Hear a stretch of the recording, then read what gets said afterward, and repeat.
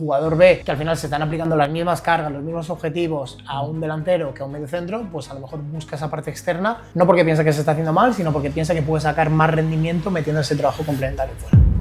¿Cuáles son los futbolistas de élite con los que has trabajado? Tenemos, por ejemplo, Isco, que cogimos la preparación desde que salió el Madrid hasta el Betis, es decir, preparación que ha ido de Madrid a Sevilla, de Sevilla a Betis. Te puedo decir perfiles como Borja Mayoral, perfiles como Antonio Adán, Januzaj, César Azpilicueta. ¿Cuál es tu primera experiencia con Isco y cómo empezáis a trabajar con él? Siempre se le ha achacado a decir, oye, es un jugador que a lo mejor a nivel físico no se exige tanto o no aprieta tanto. Pues yo te digo que es el jugador que más me ha sorprendido a nivel físico. Te puedo decir que Isco levantaba 140, 150 kilos en hip thrust, sentadillas con 80, 100 kilos, 5 días, doble sesión, y había un día 2 que parábamos. En los días de parar él me iba a preguntar, Dani, ¿qué hago hoy? Entonces Borja es verdad que da gusto trabajar con él y es un placer porque al final él está metido en las últimas tendencias, es decir, él quiere optimizar si puede, en vez de mejorar su recuperación un 99, mejorarla un 99,5, lo mejora también. Cada vez se está viendo jugadores más longevos y eso solamente pasa si el cuidado durante los años previos ha sido bueno. Me preguntaba, ¿hay jugadores, tú crees, que no se cuida?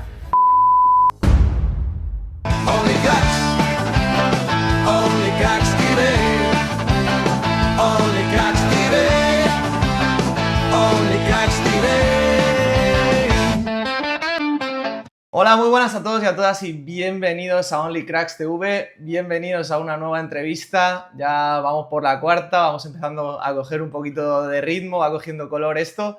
Ya sabéis, no os olvidéis, si os van gustando las entrevistas, darle al botón de suscribir para estar al tanto de todos los vídeos. Y hoy traemos un invitado súper interesante, un crack que es muy especial porque es la primera vez que no es un jugador de fútbol, así que vamos variando, como comenté, vamos trayendo profesionales del fútbol de diferentes ámbitos que nos puedan resolver dudas de diferentes áreas. Y hoy tenemos por primera vez a un preparador físico de futbolistas de élite con nombres increíbles que nos contará en un momentito. Y para no darle mucho más espera, pues le vamos a dar la bienvenida a Dani. Dani, muchísimas gracias por venir. ¿Qué tal, Víctor? Encantado de estar aquí, de compartir toda experiencia y todo lo que he vivido contigo. Genial. Pues nada, básicamente suelo primero dar las gracias por venir porque es un favorazo el hecho de que accedáis a venir a un canal que está empezando.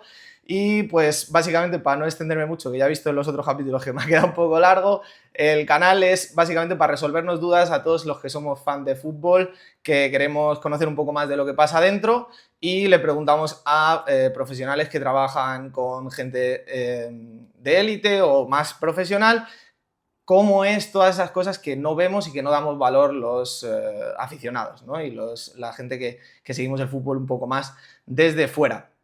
Así que nada, vamos a ir un poco a través de tus experiencias, de tu vida, de tu carrera y a través de la gente con la que has trabajado, tratando temas que pueden ser interesantes para todos los que ven los vídeos, ¿no?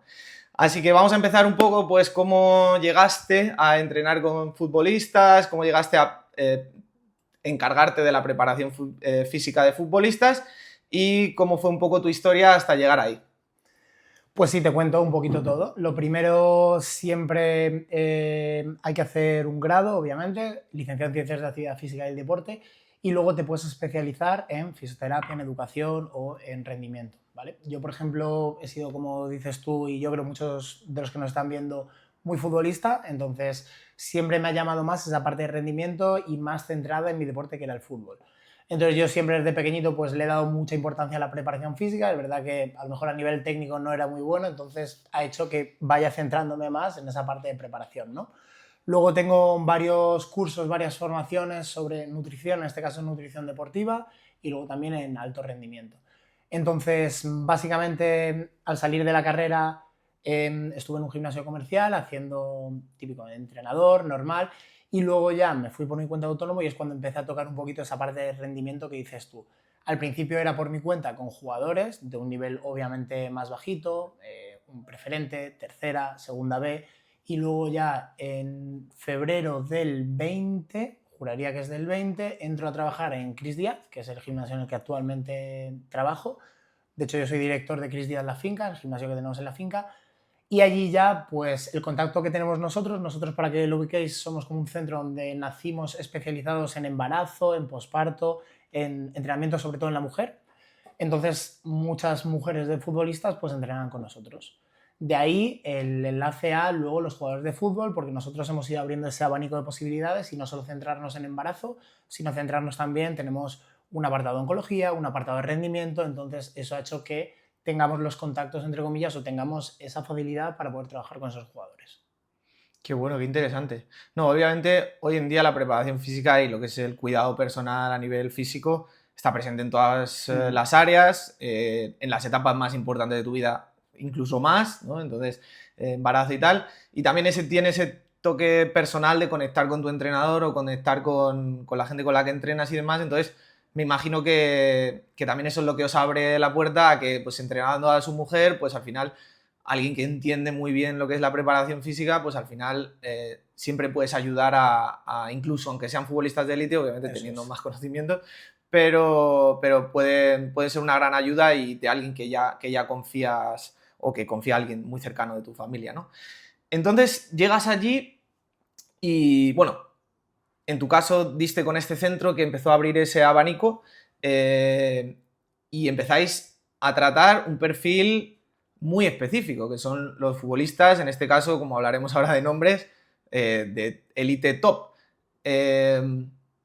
¿Cómo de diferente se lleva a un futbolista de élite de lo que se lleva una persona normal? ¿Y cuál fue tu primera experiencia trabajando con futbolistas en este caso? Bueno, pues para empezar, yo sinceramente no haría mucha distinción en cuanto al perfil, es decir, en cuanto a un perfil de un futbolista profesional o un perfil de un futbolista de tercera división, por así decirlo, menos profesional.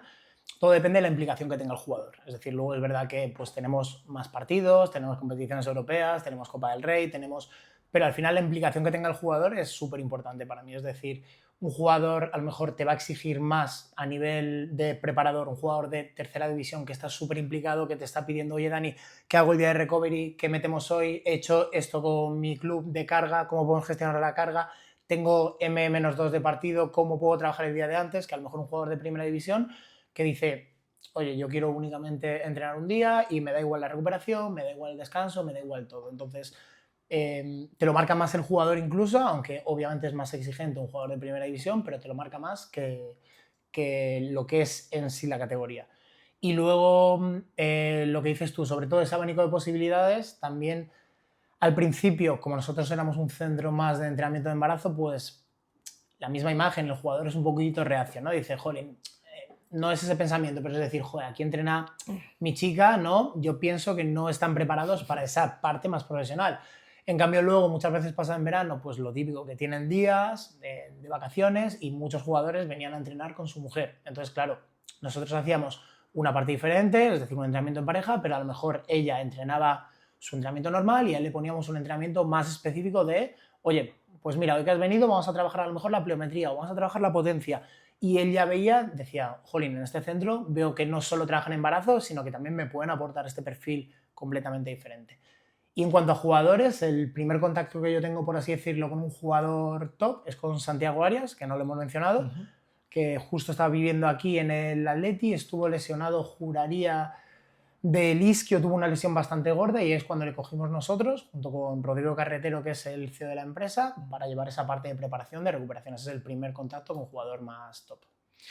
Lo has mencionado un poquito de pasada y quiero tratar eso antes de empezar a hablar de nombres, que yo creo que una vez que empecemos de nombres empieza todo lo más jugoso en cuanto a contenido, pero quiero hacer un poco de contexto en lo que has tocado de cómo se ha empezado a implementar, sobre todo yo creo en los últimos años, esa coordinación entre lo que un futbolista trabaja con el club y lo que trabaja por su cuenta, ¿no? Como se está empezando a buscar una segunda preparación aparte de la que hace el club. Me gustaría que explicaras un poco cómo es esa coordinación, qué áreas trabajáis que creéis que en el club a lo mejor no dan tiempo, esa coordinación la lleva el futbolista a nivel de comunicación con los dos entrenadores, o vosotros entre vosotros habláis. ¿Cómo es esa coordinación entre el club y el entrenador personal o el preparador personal? Pues mira, aquí tenemos un abanico muy grande de posibilidades porque depende sobre todo del club. Es decir, el club tiene como su parte de... Bueno, tiene su entrenador, obviamente, del primer equipo y tiene su parte de preparación física. Entonces, yo con todos los jugadores que he tratado, te diría el 70-80% el club no es reacio a ese trabajo combinado con el entrenador de fuera, pero hay veces que te encuentras que es lo contrario. Es decir, yo me he llegado a encontrar, no vamos a dar nombres, pero jugadores que le han dicho a su club, oye, me puedo quedar, no tengo gimnasio en casa, me puedo quedar a entrenar vía streaming con mi entrenador aquí, y que el club le diga que no puede. Entonces, hay preparadores, por así decirlo, hay dentro de los clubes de primera división que lo ven como algo malo y hay otros que lo ven como algo complementario y dicen, jolín, prefiero que antes que este chico se vaya por su cuenta y entrene, que lo haga con un preparador, que va a controlar la carga con mi preparador físico, es decir, estar en contacto continuo, decir, oye, pues hemos hecho esta carga de trabajo el lunes, vale, pues el martes vamos a trabajar a lo mejor un entrenamiento que no tiene que ser exigente, puede ser de movilidad, puede ser, es decir, esa coordinación con el club. Normalmente el jugador es el mismo que nos pone en contacto con el preparador y siempre llevamos esa coordinación, sobre todo de cara a el control de cargas. Es decir, yo creo que todos los preparadores con los que hemos trabajado son conscientes de que eso es importante y que al final, si el jugador quiere trabajar de forma externa, lo va a hacer. Y si el club no le deja, pues lo va a hacer a espaldas del club y lo hace porque confía en esa parte de fuera. No es que muchas veces el preparador se piensa, es que no confían en mí, sino que dentro de la preparación física, que eso yo creo es un tema que tocaremos ahora, yo creo que tenemos que ir más en dirección a la NBA, por ejemplo, que no sé si conocemos el formato, pero es un formato más individualizado, donde a lo mejor en el fútbol podríamos decir hay un preparador físico para los laterales, que a lo mejor tienen unas cualidades o tienen que desarrollar unas cualidades que no tiene que desarrollar un mediocentro defensivo. Entonces, lo que sí que hay que dividir es que no podemos hacer una misma preparación física para un lateral que para un mediocentro, o que para un portero, o que para un... Cuando muchas veces, por ahora, por desgracia, en estos clubes, en España, sobre todo Alemania, pues hace así, y luego ya hay clubes, por ejemplo en Inglaterra, que están trabajando de esta forma, que a lo mejor tienen un preparador para cada 4 jugadores, y te coge el preparador y hace una sesión específica para porteros, otra sesión específica para defensas centrales, que a lo mejor tienen que mejorar la pliometría, la fuerza, y marcar esa diferencia. Entonces, si los clubes no lo hacen y el jugador ve que al final se están aplicando las mismas cargas, los mismos objetivos a un delantero que a un mediocentro, pues a lo mejor busca esa parte externa, no porque piensa que se está haciendo mal, sino porque piensa que puede sacar más rendimiento metiendo ese trabajo complementario fuera. Qué interesante. Sí, bueno, vamos a aprender un montón hoy, por lo que estoy viendo. Así que bueno. Quería comentar un par de cosas. Primero, qué específico se está convirtiendo todo. O sea, creo que veía el otro día que antes el equipo técnico de un primer equipo tal eran 4 o 5 personas, sí, y ahora puede ser un ejército. O sea, si dividimos un preparador físico para cada 4 jugadores a 25 de la plantilla, pues te salen un montón de preparadores físicos, más uno que me imagino que coordina a todos. Y segundo, quería hablar de hasta qué punto... A ver, el club es el que paga, pero a nivel de conocimientos y de conocer al jugador, si el jugador lleva teniendo el mismo preparador físico por muchos años, al final, si yo fuera el preparador físico del club, me interesaría mucho conocer a ese preparador físico que conoce tanto a ese jugador físicamente, mentalmente, rutinas y demás, como para tenerle en cuenta para tenerle al máximo, ¿no? O sea, sí, la última palabra la tiene el club porque es el que paga, pero tener esa figura tan personalizada para cada jugador, sobre todo porque incluso me imagino que esto lo paga el jugador, o sea que van todos de beneficio para el club. Pero claro, o sea, decimos, no, es que seguramente el club sepa más. Bueno, depende, porque si llevan 10 años o 5 años trabajando con el mismo jugador, el preparador físico personal seguramente esté muy individualizado en él, ¿no?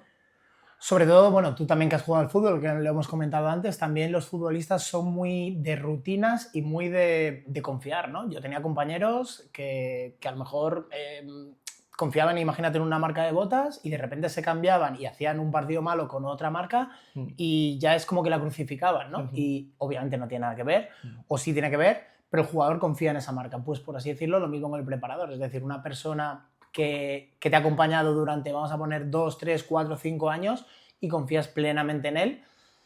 es el que te va a dar ese apoyo o te va a dar ese efecto placebo para que el día de mañana digas, jolín, salto o hago un sprint y voy confiado, y meto el pie y voy confiado, y a lo mejor dices, oye, pues ahora veo que con el preparador, que puede ser del club o fuera del club, ahora no estoy cómodo y no me gusta la metodología de trabajo, a lo mejor pienso que estoy más lento, y eso al final a nivel de cabeza, que los jugadores también somos mucho de cabeza, pues se nota. Entonces es verdad que yo lo pondría como en valor, es decir, un jugador que ha estado con un preparador 5 años sabe dónde suele cargar más. De hecho, muchos jugadores, aparte de entrenadores, lo que tienen también son fisios, es decir, tienen su fisio en el club, pero luego tienen su fisio de confianza, que es el que nos determina un poquito el guión, porque al final yo puedo saber cuándo a un jugador se le carga más a lo mejor el sóleo porque ha metido X sprints más de la cuenta en este partido, que a lo mejor un preparador nuevo no lo ve. O a lo mejor yo me acuerdo de la lesión que tuvo hace 1 año y medio en el club anterior en el que estaba, y el preparador no tiene esa ficha o no es capaz de enlazar esa lesión con esa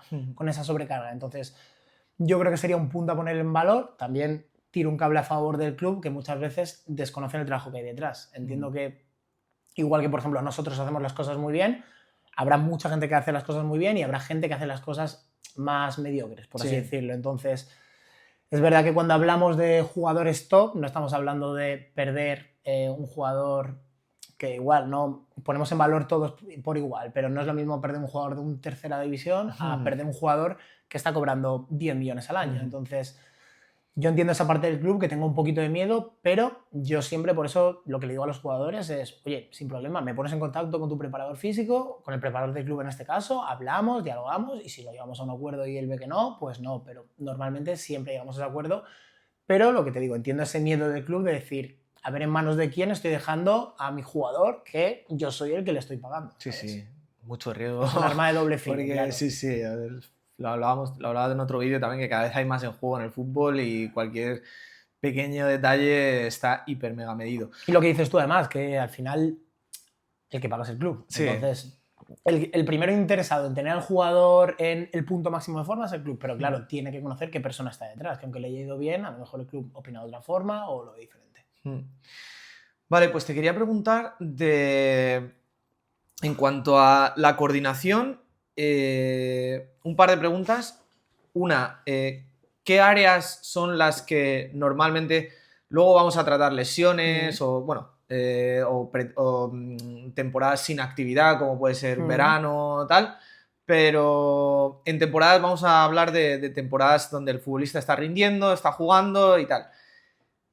Teniendo en cuenta la carga de trabajo que ya hay en partidos y el trabajo que hacen en el club, ¿qué áreas quedan por cubrir?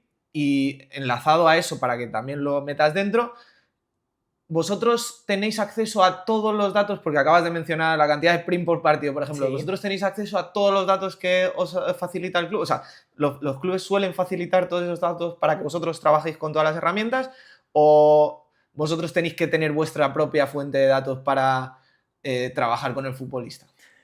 No, tener nuestra fuente de datos sería imposible, porque al final lo que a nosotros nos interesa es, por ejemplo, en un partido, pues nosotros tenemos la ficha de cada jugador dentro de los clubes que lo hagan de, oye, número de sprints por minuto, velocidad máxima que ha conseguido, qué distancia ha realizado, cuántos kilómetros a más de 20 kilómetros por hora ha realizado. Todos esos datos los tenemos, número de aceleraciones, que es lo que suele medir la database de los clubes, y luego el jugador nos lo reporta a nosotros. Luego depende del club igual, hay clubes que le dan acceso también a esos mismos datos en entrenamientos. Y luego otra variable que hemos metido ahora, que por ejemplo yo utilizo con algunos de mis jugadores, es en el Whoop. El Whoop o cualquier herramienta de medición de datos, hablo de Whoop, no sé si lo conoces. Sí, la pulsera. La pulsera, porque al final nos permite generar una comunidad donde yo puedo ver al jugador, en este caso incluso datos mayores que los que puedo obtener el club, porque puedo ver el sueño, puedo ver el descanso, puedo ver, oye, si a lo mejor la recuperación no ha sido buena porque ha tenido 4 horas de sueño y a lo mejor sé que en ese entreno le tengo que bajar la carga, cuando a lo mejor el club, vamos a ponernos, si no tiene ese control de datos, pues no puede monitorizarlo, ¿no? Pero de cara a lo que tú me dices, sobre todo, hay clubes en los que esa database la tienen en entrenamientos y en partidos, la mayoría lo tienen en partidos, entonces a mí me reportan los datos y yo veo, vale, pues hoy hemos trabajado, imagínate, 10 kilómetros a más de 15 kilómetros hora. Hemos conseguido un pico máximo de velocidad aquí. Hemos hecho 150 deceleraciones con aceleraciones. Entonces, esa es la carga que utilizamos nosotros y yo siempre mando o pido un feedback del jugador, es decir, un feedback, una pequeña tablita de una vía de esfuerzo, fatiga, sí, no, y esos son los datos junto a lo que estamos utilizando ahora el Whoop y sensaciones del jugador siempre, que nos determinan un poco. Si no tenemos esos datos, pues tendríamos que hablar o con el preparador, que el preparador nos diga, oye Dani, pues hoy hemos trabajado tan, o directamente con el jugador, que a mí lo que me interesa también es de cara a ellos, yo siempre se lo digo, no me interesa que yo sea una mera herramienta fuera, yo lo que quiero es darte a ti el conocimiento dentro de la preparación física, porque yo creo que es un win-win. Si él al final sabe, oye, pues vale, hoy hemos metido esta carga de trabajo y a lo mejor sé que tengo que tener más cuidado con esto, él es capaz de visualizar y decir, vale, pues estamos metiendo más carga aquí y sé que Dani me pide que yo le diga el número de sprints que hemos hecho un rondo donde no hemos metido mucha carga, hemos hecho finalizaciones, sprints con lastre, y eso el jugador al final lo quiere y se lo va quedando y hace que el jugador sea mucho más competente de cara a trabajar con nosotros, o de hecho que él el día de mañana trabaje por su cuenta y que pueda hacer una sesión óptima o pueda hacer las cosas decentes. A mí me parece clave eso. Sí. O sea, me parece... pero bueno, o sea, para todo, quiero decir, pasa lo que sea y pierda su entrenador personal, tiene que saber buscar otro. Que eso ya, o sea, quiero decir que no es fácil. O sea, que dar con alguien y identificar si ese alguien es bueno o te está contando milongas o tal, para eso tienes que tener tu conocimiento base, o bueno, o te vas con tu familia, que no va a estar tú y dependes de estar en contacto con tal, ¿no? Saber por lo menos tú unas bases y todo. Y también para lo que tú dices, para evaluar sensaciones. O sea, que no es lo mismo decir, no, es que hemos hecho esto y tal, no sé qué, o me duele aquí y no saben ni dónde tienen el gemelo, tal. Pues te sorprendería la cantidad de jugadores donde ya no solo ellos mismos, yo entiendo que ellos mismos a lo mejor no le ponen importancia, pero que yo les transmite a... vale, hemos realizado, imagínate, zancadas con un saco. Pero necesito que me digas el saco, porque puede ser un saco de 5 kilos, un saco de 10 kilos, ¿cuántas zancadas? No me acuerdo. Y decirle al día siguiente, vale, pues intenta acordarte de, más o menos, de forma genérica, no te voy a pedir el número de sprints que haces en una sesión que estés contabilizándolo, pero sí un poco la base. Y hay jugadores que bueno que les da más igual, ¿sabes? Me lo creo perfectamente. Ellos dicen, Dani, yo vengo aquí a entrenar, es decir, más o menos te digo, pero no me interesa mucho el tema de yo saber lo que hago, yo quiero entrenar y desconectar, ¿sabes? Sí, a ellos O sea, hasta que la pelotita no empieza a botar. Eso es, dame un balón por delante y hacemos lo que quieras, pero si no... da igual.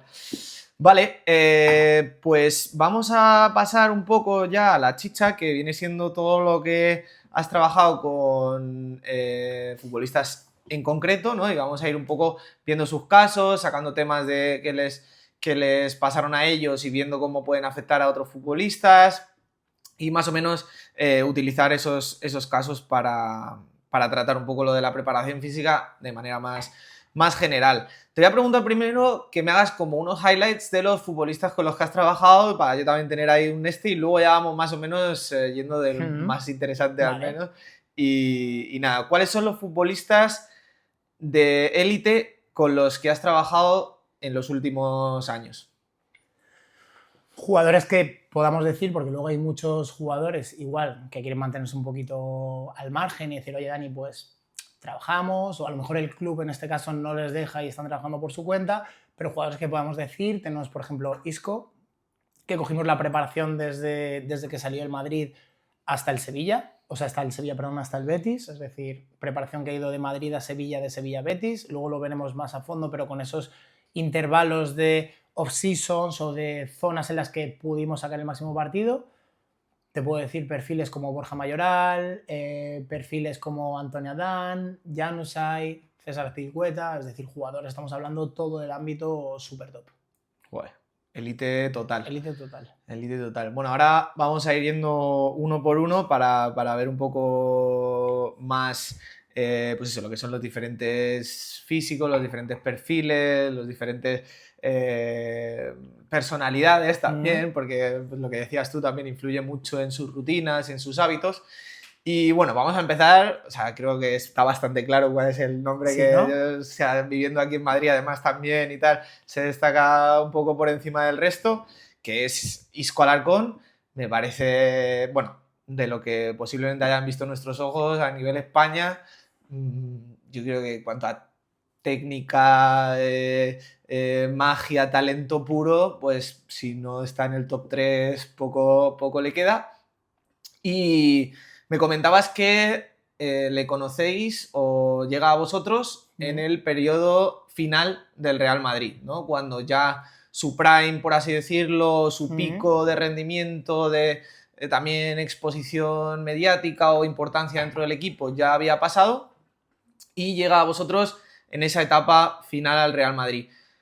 ¿Cómo recuerdas a ese Isco? O sea, ¿cómo conoces a Isco? ¿Cómo te le encuentras a nivel físico, a nivel rendimiento, motivación? ¿Cuál es tu primera experiencia con Isco y cómo empezáis a trabajar con él? Sí, pues te cuento. Lo primero de todo, bueno, Sara, su chica, ella entrenó con nosotros, entrenó, juraría, porque creo que yo no estaba ahí, pero entrenó durante el embarazo. Ha sido una persona que siempre ha estado ligada al entrenamiento, es decir, que le ha gustado entrenar y siempre ha entrenado con nosotros. Entonces, llegados a ese punto, Isco obviamente está en una mala situación en el Madrid. Ya sabemos que Isco al final, bueno, pues ha tenido altibajos de, como cualquier jugador, de jugar más, jugar menos, pero es verdad que en la última etapa, pues bueno, también yo achaco un poquito también aquí a ese, siempre ha tenido ese foco mediático, ¿no? De, oye, pues es que no está en forma, es que tal, y no es un jugador en el que se le han dado halagos, pero yo creo que se le ha demonizado más de los halagos que ha podido tener, ¿no? Entonces, ya en la fase final, pues Isco no juega y al final surge la opción de decir, de Sara, oye chicos, pues mira, veo que Isco está un poquito, sabemos ya que se va a ir del Madrid, porque todo el mundo lo sabía que ya la etapa estaba acabada, entonces veo que no está bien, vamos a intentar, voy a intentar convencerle, entre comillas, de que venga a entrenar, que pruebe con vosotros, a ver qué tal. Si a él le gusta, genial. Si no le gusta, oye, pues mira, entrena y listo. Entonces me acuerdo que un primer día fuimos a hacerle una valoración a su casa, que él estaba un poco reacio a entrenar fuera, porque es típico perfil que a lo mejor, pues eso, no es un Cristiano Ronaldo, que siempre se ha centrado en la preparación física, que le ha dado mucha importancia, es un perfil, como digo yo, la gente más técnica siempre tiende a decir, oye, no necesito tanto esa preparación. Entonces, la primera toma de contacto es en su casa, donde fuimos Rodrigo y yo para hacerle ese test, ese análisis y poder comenzar. Y bueno, pues él al principio, lo que decimos, un poco reacio, no reacio a entrenar, pero típica persona que dice, sé que tengo que entrenar porque tengo que entrenar, porque me va a venir bien, pero no me apetece. No es un perfil de alguien que le haya gustado entrenar. Entonces, al principio yo, ahora que le conozco bien, y bueno, es mi debilidad, por así decirlo, ya no solo porque sea Isco, sino porque me parece un tío de 10 y él lo sabe que es mi debilidad a nivel futbolístico, pues yo le conozco ahora y sé que esos primeros días decía, joder, vienen estos dos aquí a darme la brasa, ahora tengo que entrenar, a tal. Y lo bueno es que a medida que iban pasando los días yo veía que eso cambiaba. Es decir, que él ya no nos veía como estos dos pesados vienen aquí a darme la brasa, sino que, oye, me está gustando esto, me veo que a lo mejor estaba en una forma física mala y con algún kilito de más a lo mejor, y veo que estoy mejorando, veo que a lo mejor a nivel estético me veo mejor de cara al espejo, veo que en X ejercicios donde a lo mejor el sprint máximo era de 26, 27, estoy llegando a 30. Es decir, son cosas que él ve que dice, vale, lo que estoy haciendo me da una confianza porque veo que estoy mejorando en todos los aspectos. De hecho, nosotros cuando le cogimos en la última fase del Madrid, no sé si os acordáis, pero bueno, él al final hace varias actuaciones, creo que es en Copa, donde marca 2 goles, es decir, eso se refleja en el campo y ese yo creo que es el primer pasito que damos de pasar a decir, joder, estos dos pesados vienen a darme la brasa a entrenar, a decir, vale, creo que esto me está viniendo bien. Tengo buenas sensaciones en el campo. Eso es. Me acuerdo perfectamente de esa etapa, de que, o sea, yo creo que cualquier fan del Madrid tiene debilidad por Isco, o sea, quiero decir, no es un secreto que Isco era, pues lo que todo el Bernabéu quiere ver cuando compra una entrada, ¿no? Al fin y al cabo, es ese perfil de jugador que en el Madrid y en el Bernabéu pues se enamora. Y la presión mediática yo creo que se la achaca un poco también yo creo que, o sea, que es no el sucesor, pero es una línea muy parecida a la de Guti, de que todo el mundo se pensaba que le sobraba el talento y que le faltaba a lo mejor ese compromiso físico, a lo mejor mental, de ser constante y aparecer siempre, ¿no? Ser más constante, pero como dijo una vez Guti, Xavi puede darnos 200 pases a 4 metros, pero dar un pase entre 5 defensas y eso te sale una y a lo mejor no te sale 10. Bueno, volviendo a eso, pues me acuerdo perfectamente de esa etapa porque todos nos volvíamos a ilusionar con Isco un poco porque volvía a aparecer y no sé, me acuerdo perfectamente de un partido contra el Betis creo que fue, que se volvía y estaba jugando genial y como que tiró una vaselina desde el pico del área o algo así y Ancelotti le quitó y no les volvió a poner. Y ya creo que a lo mejor fue otro tipo de movidas que seguramente tú sepas más que nosotros, pero es que me acuerdo perfectamente porque decíamos, joder, es que si quiere es el mejor. O sea, es que si quiere es el mejor de nuevo y si se pone a tono puede volver a ser titular indiscutible. Y yo creo que en ese exceso de confianza y de volverse a sentir bien, a lo mejor, no sé, a Ancelotti no le gustaba ese tipo de acciones y yo creo que se pasó a lo mejor en un par de detalles y pues volvió a caer en el pozo que Ancelotti le hizo la cruz o lo que sea. Ahí, pues lo que te digo, los amantes del fútbol no tenemos visibilidad de lo que pasa de puertas para adentro, pero es que me acuerdo perfectamente porque has dicho eso y sí, se veía otra vez que volvía a coger ritmo y que volvía a sentirse el Isco que todos habíamos visto antes. Pues sí, empiezas a trabajar con él, como hablábamos antes, yo creo también el nivel de conexión psicológica, de conexión de caracteres y demás, hace mucho, porque lo que dices tú, no es lo mismo entrenar con alguien que venga aquí que pesado y tengo que entrenar de nuevo y tal, que con alguien que lo consideras como amigos o tal, o como hablábamos antes fuera de cámaras, que a lo mejor implementabas también actividades que no eran puro entrenamiento, sino que a lo mejor es un partido de pádel o algo así también para hacerlo más ameno. ¿Cómo evoluciona esa relación, esa preparación y cómo se encara esa quizás salida del Real Madrid y cómo pues da un siguiente paso vuestra relación y qué objetivo tenéis después del Real Madrid?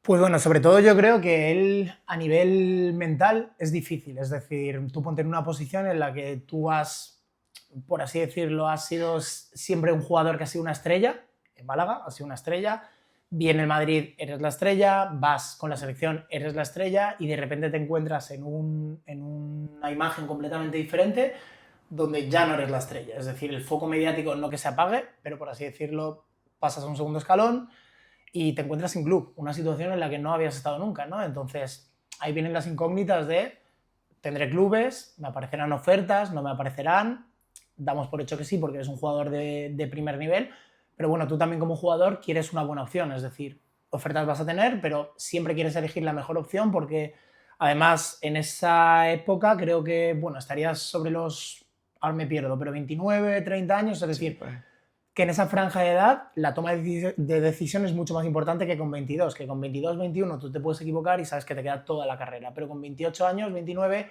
una mala toma de decisiones puede hacer que tu carrera se vaya para abajo y que seas típico jugador que desaparece del mapa y que del Madrid te vas a otro club más bajo y desaparezcas. Entonces, al principio lo que te digo, justo dio que cuando él sale del Madrid ya estaba enchufado, es decir, ya estaba en un momento bastante bueno de forma, pero claro, teníamos todo el verano para meter esa preparación. Cualquier otro jugador que no hubiese querido, que hubiese dicho, no, yo no he tenido vacaciones, o yo ahora aprovecho estos 2, 3 meses que tengo, me voy con mi familia, estoy un mes fuera, desaparezco. Él en ningún momento hace eso y lo que hace es todo lo contrario, que esa es la parte que a mí me sorprende, porque lo que dices tú, ¿no? Siempre se le ha achacado a decir, oye, es un jugador que a lo mejor a nivel físico no se exige tanto o no aprieta tanto. Pues yo te digo que es el jugador que más me ha sorprendido a nivel físico. A nivel técnico ya lo sabemos todos, sí. o sea, a nivel técnico, luego te contaré alguna anécdota, pero vamos, todo lo que yo he visto no hay nada ni que se le acerque, pero a nivel físico, es decir, ostras, este tío a priori, que es una persona que no ha tenido esa rutina de entrenamiento, lo que hablamos fuera de cámara, es un Fran García, imagínate que es una persona dedicada al entrenamiento, o un Cristiano Ronaldo, un tal, y coge ese hábito y el tío al final se exige más, es decir, hasta él mismo cuando dentro de la preparación que llegamos a tener, que eran 5 días, doble sesión, es decir, por la mañana metíamos entrenamiento de fuerza y luego doblábamos y había un día 2 que parábamos. En los días de parar él me iba a preguntar, Dani, ¿qué hago hoy? No, para, que a lo mejor 6 días no nos hace falta. Entonces, llegar a ese punto es difícil y yo creo lo que dices tú, hace mucho también esa parte mental. Es decir, yo entiendo que la gente desde fuera lo ve y dice, bueno, pero es que Isco, al final Isco, cualquier jugador no deja de ser una persona como tú, como yo, que estamos en la misma franja de edad, con esa edad, con 30, 31 años, donde estás en un momento malo, como un amigo que está en un momento malo y necesito alguien sobre el que, no sobre el que llorar, pero sobre el que apoyarme en este momento malo. Y si encuentras a alguien que es afín a ti, que es de tu edad, pues seguramente sea más sencillo conseguirlo, ¿no? También te voy a decir que a nivel de nutrición, nosotros siempre trabajamos con un equipo de nutrición, de fisioterapia, de todo, y él cumplía a rajatabla, tal cual. Es decir, si tenía que hacer esto, yo estaba siempre, era el que yo tenía el contacto con él de todos los días, oye, ¿estamos bien? Sí, hemos comido, no, tal, hemos hecho esto, y el tío cumplía a rajatabla hasta llegar a un punto que estaba en un porcentaje graso, vamos, de levantarse la camiseta y tener six-pack marcadito total, literal. Cosa que él, pues lo que decimos, también por su fisonomía y tal, nunca había tenido. Entonces decía, jolín, ahora mismo, haciendo lo que estoy haciendo, él desconocía por completo, que al principio desconocía un poquito a nivel de entrenamiento, pero no sé lo que estoy haciendo, pero haciendo lo que estoy haciendo, estoy en mi prime físicamente, y ya no solo a nivel estético, sino también a nivel de rendimiento, en tema carrera, en tema todo. Entonces, conseguir lograr eso yo creo que es el cúmulo de varias cosas, pero sobre todo pues eso, tener a alguien al lado, que por eso hablaremos luego con lo de los clubes y todo, porque buscan fuera, tener a alguien al lado de confianza. Claro, estás hablando de que estaba increíblemente bien físicamente, ¿no? Lo que dices, nunca se había visto a lo mejor tan porcentaje tan bajo de grasa corporal, de que se sentía súper poderoso y tal, pero luego está el otro componente que es el ritmo competitivo, ¿no? Que es ese físico diferente que solo se trabaja jugando partidos. ¿Cómo ves a alguien que sabe que está en su pico físico, pero que no tiene, no tiene equipo o está en un periodo que viene sin jugar muchos meses y demás? ¿Cómo se ve él también entrenando y tal? ¿Y cómo es ese primer choque de volver? Ahora iremos a la siguiente etapa en su siguiente club. ¿Cómo es ese primer choque de volver a empezar a competir? ¿Cómo se siente él físicamente? ¿Y cómo ya adaptáis o perfiláis, ¿no? Una vez que ya está tan bien físicamente, cómo perfiláis para que ya ese rendimiento de entrenamiento físico esté tan bien, pase a ser a un rendimiento también competitivo tan de élite como lo necesita esa gente? Sobre todo depende de la base de la que parte el jugador, es decir, si partimos de una base, en este caso, por ejemplo, Isco, que tendríamos que crear una primera base de fuerza, pues al principio creamos esa base de fuerza durante ese primer mes, esos primeros meses, y luego ya metemos la parte un poquito de endurance o de condition, que se llama, ¿vale? Que es como la parte más aeróbica. Entonces, a mí como entrenador me interesa generar esa parte de fuerza, que es básica. De hecho, no hemos hablado de cargas, pero bueno, te puedo decir que Isco levantaba 140, 150 kilos en hip thrust, sentadillas con 80, 100 kilos, es decir, que la gente también sepa un poquito por encima de entrenamiento, que no es solamente meter, oye, pues vamos a hacer carrera, vamos a hacer, sino que una preparación de un jugador de fútbol, y lo hablaremos luego y lo hemos hablado. Para mí, por ejemplo, la Premier tiene como un pasito extra a nosotros y están metiendo esas cargas máximas, ese trabajo de fuerza, todo complementado con el cardio, pero esa parte de fuerza que es básica. Entonces, Isco, aparte de la parte aeróbica que la mejoramos, también esa parte de fuerza. Entonces nos centramos primero en una base de fuerza, que es la que nos ayuda a nivel de ligamentos, tendones, articulaciones, que no tengamos ninguna lesión, y luego ya metemos esa parte de condition, ¿vale? Todo va de la mano a disminuir ese porcentaje graso y ser un jugador fuerte y ágil a la vez. Entonces lo ideal sería para mí entrar en una dinámica con otro club. ¿Qué pasa? Que obviamente con Isco no podemos hacer eso, es decir, no podemos hablar con un contacto que yo tenga, imagínate, con el preparador del Sansé y decir, oye, te voy a meter a Isco aquí para que te haga simulación de partido. No se puede. ¿Qué tiene que hacer el entrenador en este caso? Intentar conseguir ese estímulo fuera de una situación real de juego. Entonces, ¿qué hicimos? En esa primera parte, a lo mejor empezamos entrenando, vamos a ponerle 3 veces por semana. A medida que Isco iba aguantando un poquito la carga, metíamos 4 días, 5 días, luego doblábamos sesión, y en la de doblar era entrenamiento de fuerza por la mañana y entrenamiento más con balón por la tarde. Al principio empezamos entrenando en su casa, que él tenía un jardín, entonces un jardín bastante amplio.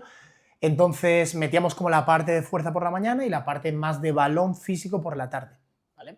Es verdad que metes la parte de aeróbico y encima tú lo que tienes que simular es lo que decimos, esa fatiga, que los futboleros, para que no lo entiendan, lo hablamos antes fuera de cámaras, tú puedes estar muy bien a nivel aeróbico, pero cambia por completo la situación de cuando tú entras por adrenalina, por situación de juego a un partido. Es decir, hay gente, un jugador de fútbol puede estar súper preparado, pero entras en una situación de partido, el corazón te sube las pulsaciones, va a un ritmo completamente acelerado y tú entras y no consigues meterte en esa dinámica. Pues yo lo que intentaba era conseguir esa pulsación alta para entrar en dinámica.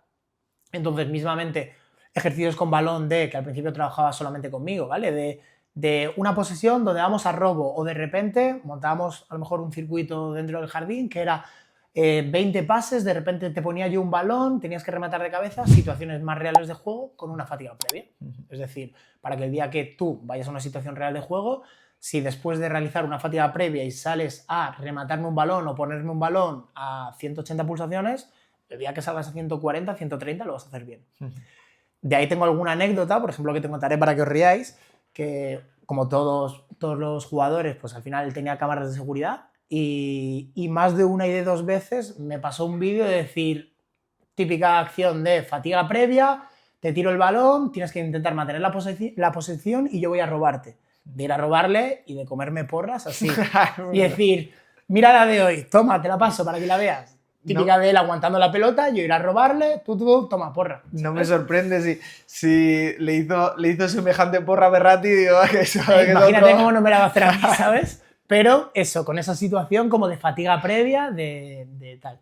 Y luego, pues, ya cuando iban pasando los meses y veíamos que, oye, queremos dar ese extra, pues ya al final movimos los contactos, que tenemos algún compañero en el campo de San Sebastián de los Reyes que nos pillaba ahí al lado, porque nosotros entrenábamos en La Moraleja, y ya varios días entrenamos allí. Allí ya teníamos a disposición un campo entero de fútbol, donde ya teníamos pues todo, conos, balones, picas, y más de una vez, yo tengo varios compañeros también, en este caso un chico que juega en el Rayo B, en segunda B, incluso con portero. Entonces ya eran situaciones más reales donde, oye, yo a lo mejor me ponía las botas y de repente teníamos que meter situación real de juego. Un robo donde me vas a robar a mí, metías un sprint de 50 metros, poníamos un balón y luego encarabas a portero o finalizabas a portero. Entonces es intentar adecuar esa situación de partido lo más real dentro de no tener la accesibilidad de decir, oye, Isco no puede meterse, imagínate, a meter un partidito con un Sanse o con un tal,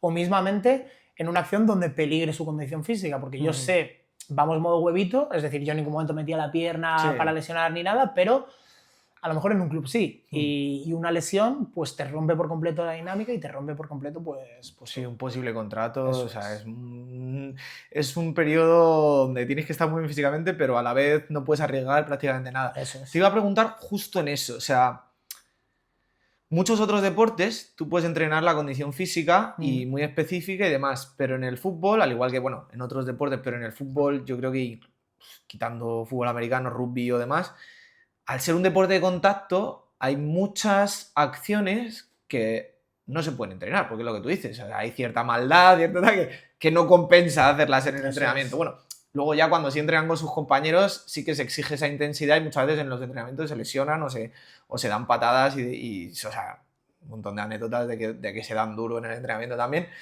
Pero, claro, preparación física personal, donde el riesgo es cero, donde te estás centrando solo en preparación física.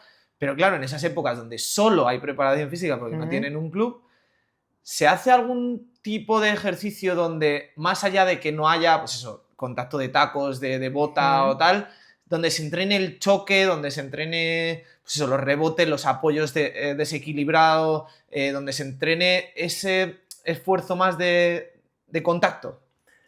Sí, lo que te digo, ahí luego cada entrenador tiene su librillo y al final lo adapta, pero ahí yo soy el que hago, por así decirlo, esa parte. ¿Pero por qué? Porque yo como entrenador sé cómo le puedo dar esa sobrecarga. Es decir, yo podría perfectamente, igual que hemos dicho, un portero que no interfiere a la hora de choques, de tal, podríamos coger perfectamente, que hay muchos que lo hacen, otro jugador de un segunda B, un tercero, un segundo, y decir, oye, estamos en pretemporada, ¿quieres venirte? Estamos haciendo con este jugador, con Isco y con un portero, ¿quieres venirte a hacerla?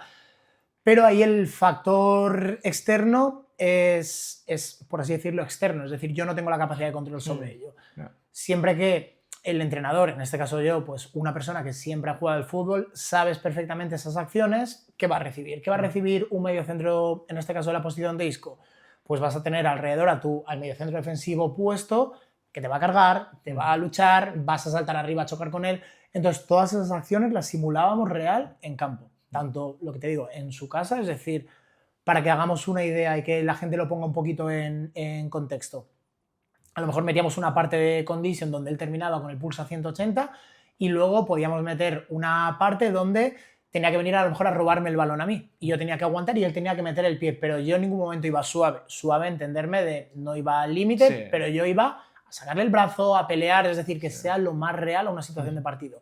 Igual, cuando a lo mejor le tocaba a él, imagínate, metemos una parte de condition, das 2 pases, metemos un sprint y de repente mantienes la posesión de balón. Pues en esa posesión no es que yo fuera a rascar, pero yo iba duro. Es decir, a mí lo que me interesa es, luego lo hablaremos en una preparación normal, pero si el jugador recibe un estímulo 10 conmigo y en el partido tiene un 8, eso lo tenemos ganado. Sí. Si es al revés, si el jugador recibe un estímulo 6 conmigo y en partido recibe un 8, obviamente la fatiga y el esfuerzo va a ser mucho mayor. Entonces a mí lo que me interesa es prepararle un puntito por encima de lo que va a recibir en partido.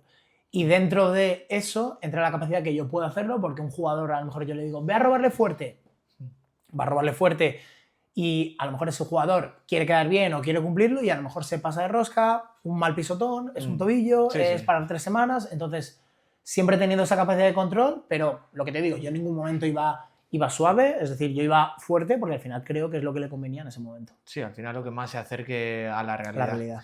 Vale, pues llegamos, bueno, él llega a Sevilla, las cosas no se dan, o sea, se prepara muy bien, pero empieza bien, creo, también en los primeros partidos, pero bueno, diferencias con el entrenador, el cuerpo técnico, el cuerpo directivo y demás, no se da bien del todo y llega un periodo de inactividad de nuevo, en este caso más largo aún, donde creo que volvéis a trabajar todo este tipo de condicionamiento, de mantenimiento y demás. ¿Cómo se lleva un periodo tan largo en el que todo lo que acabamos de hablar sigue siendo ficticio y donde ese ritmo competitivo nunca llega a ser real? O sea, ¿cómo se trabaja? ¿Cómo se mantiene? ¿Qué objetivos se ponen? Claro, porque tú normalmente pues tienes que llegar a un objetivo para luego probarlo en el campo y ver si ha funcionado, pero cuando por un periodo tan largo de tiempo no tienes esa prueba real de que está funcionando, ¿qué objetivos se marcan, ¿no? Y en ese caso, ¿había algún objetivo de fecha donde conseguir equipo o donde estar preparado para un evento o una fecha en particular? ¿O era, pues eso, más mantenimiento a ese nivel tan bueno que ya venía trabajando y seguir trabajando un poco lo mismo?